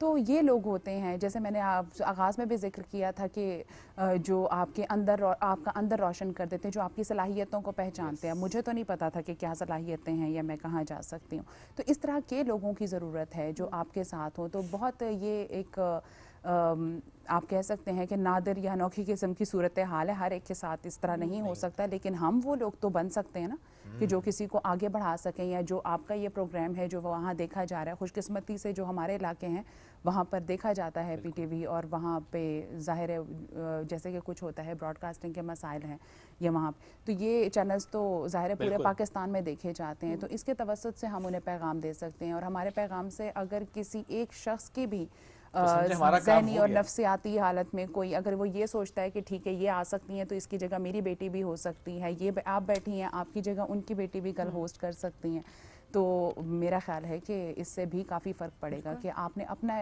किरदार तो अदा किया। और देखिए डिस्कशन से ही बात होती है, जब डिस्कशंस हो रही होती हैं तो नॉर्मलाइज होती है चीज़, इश्यूज़ पे बात होती है, सॉल्यूशंस की बात हो रही होती है, तो जब नॉर्मलाइज चीज़ होती है तो लोगों की समझ में भी आना शुरू हो जाती है। ये बड़ी ज़रूरी चीज़ है कि हर कोई अपनी कैपेसिटी में, आप कहीं भी बैठे हैं, आपके पास कोई भी प्लेटफॉर्म है, इन इश्यूज़ पे बात किया करें, डिस्कस किया करें, ताकि और सॉल्यूशंस भी साथ साथ दिया करें, ताकि लोगों का माइंडसेट चेंज हो। और इसी तरह से ही होता है कि कोई एक किसी का माइंडसेट अगर चेंज होता है तो वो बाकी सब के लिए भी राहें हम बाहर करते हैं। यहाँ पर बिल्कुल एक स्पेस की भी बात होती है। देखिए हर एक की अपनी कैपेसिटी होती है कि वो इतना सा, यानी आप एक स्टेप आगे बढ़ सकते हैं, लेकिन आप ज़रूर बढ़ें।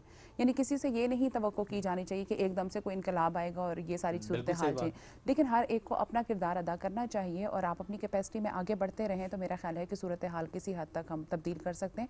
वैसे भी इतनी भी मायूस कुन नहीं है, जैसे कि हम देखते हैं कि वक्त के साथ साथ तब्दीलियाँ आ रही हैं, अब ख़वातीन हर शोबे में हैं, तो ये चीज़ें आगे फैलती चली जाएंगी। लेकिन अगर इसको पॉजिटिविटी के साथ लिया जाए और लोगों को जो है उनके अज़हान को डायरेक्ट टारगेट किया जाए पॉजिटिविटी के साथ और उनके अंदर ये शऊर रासिख किया जाए तो मेरा ख्याल है कि बेहतरी आ सकती है। सब बहुत शुक्रिया, साथ मौजूद थी। बहुत इंपॉर्टेंट डिस्कशन तालीम के साथ साथ जिस तरह हमने कहा ना, सकाफती जो आपके बैरियर्स होते हैं उस पर बात करना बहुत जरूरी है, ताकि हम उन बैरियर्स को पहले आइडेंटिफाई कर सकें, समझ सकें कि जिसको हमने रिलीजियस बैरियर कह दिया है वो असल में रिलीजियस बैरियर बिल्कुल नहीं है, इट्स कल्चरली, और हमें उसको वाकई चेंज करने की ज़रूरत है। इस दुआ इस उम्मीद के साथ कि जो तब्दीली आ रही है वो और तेज़ी के साथ आए।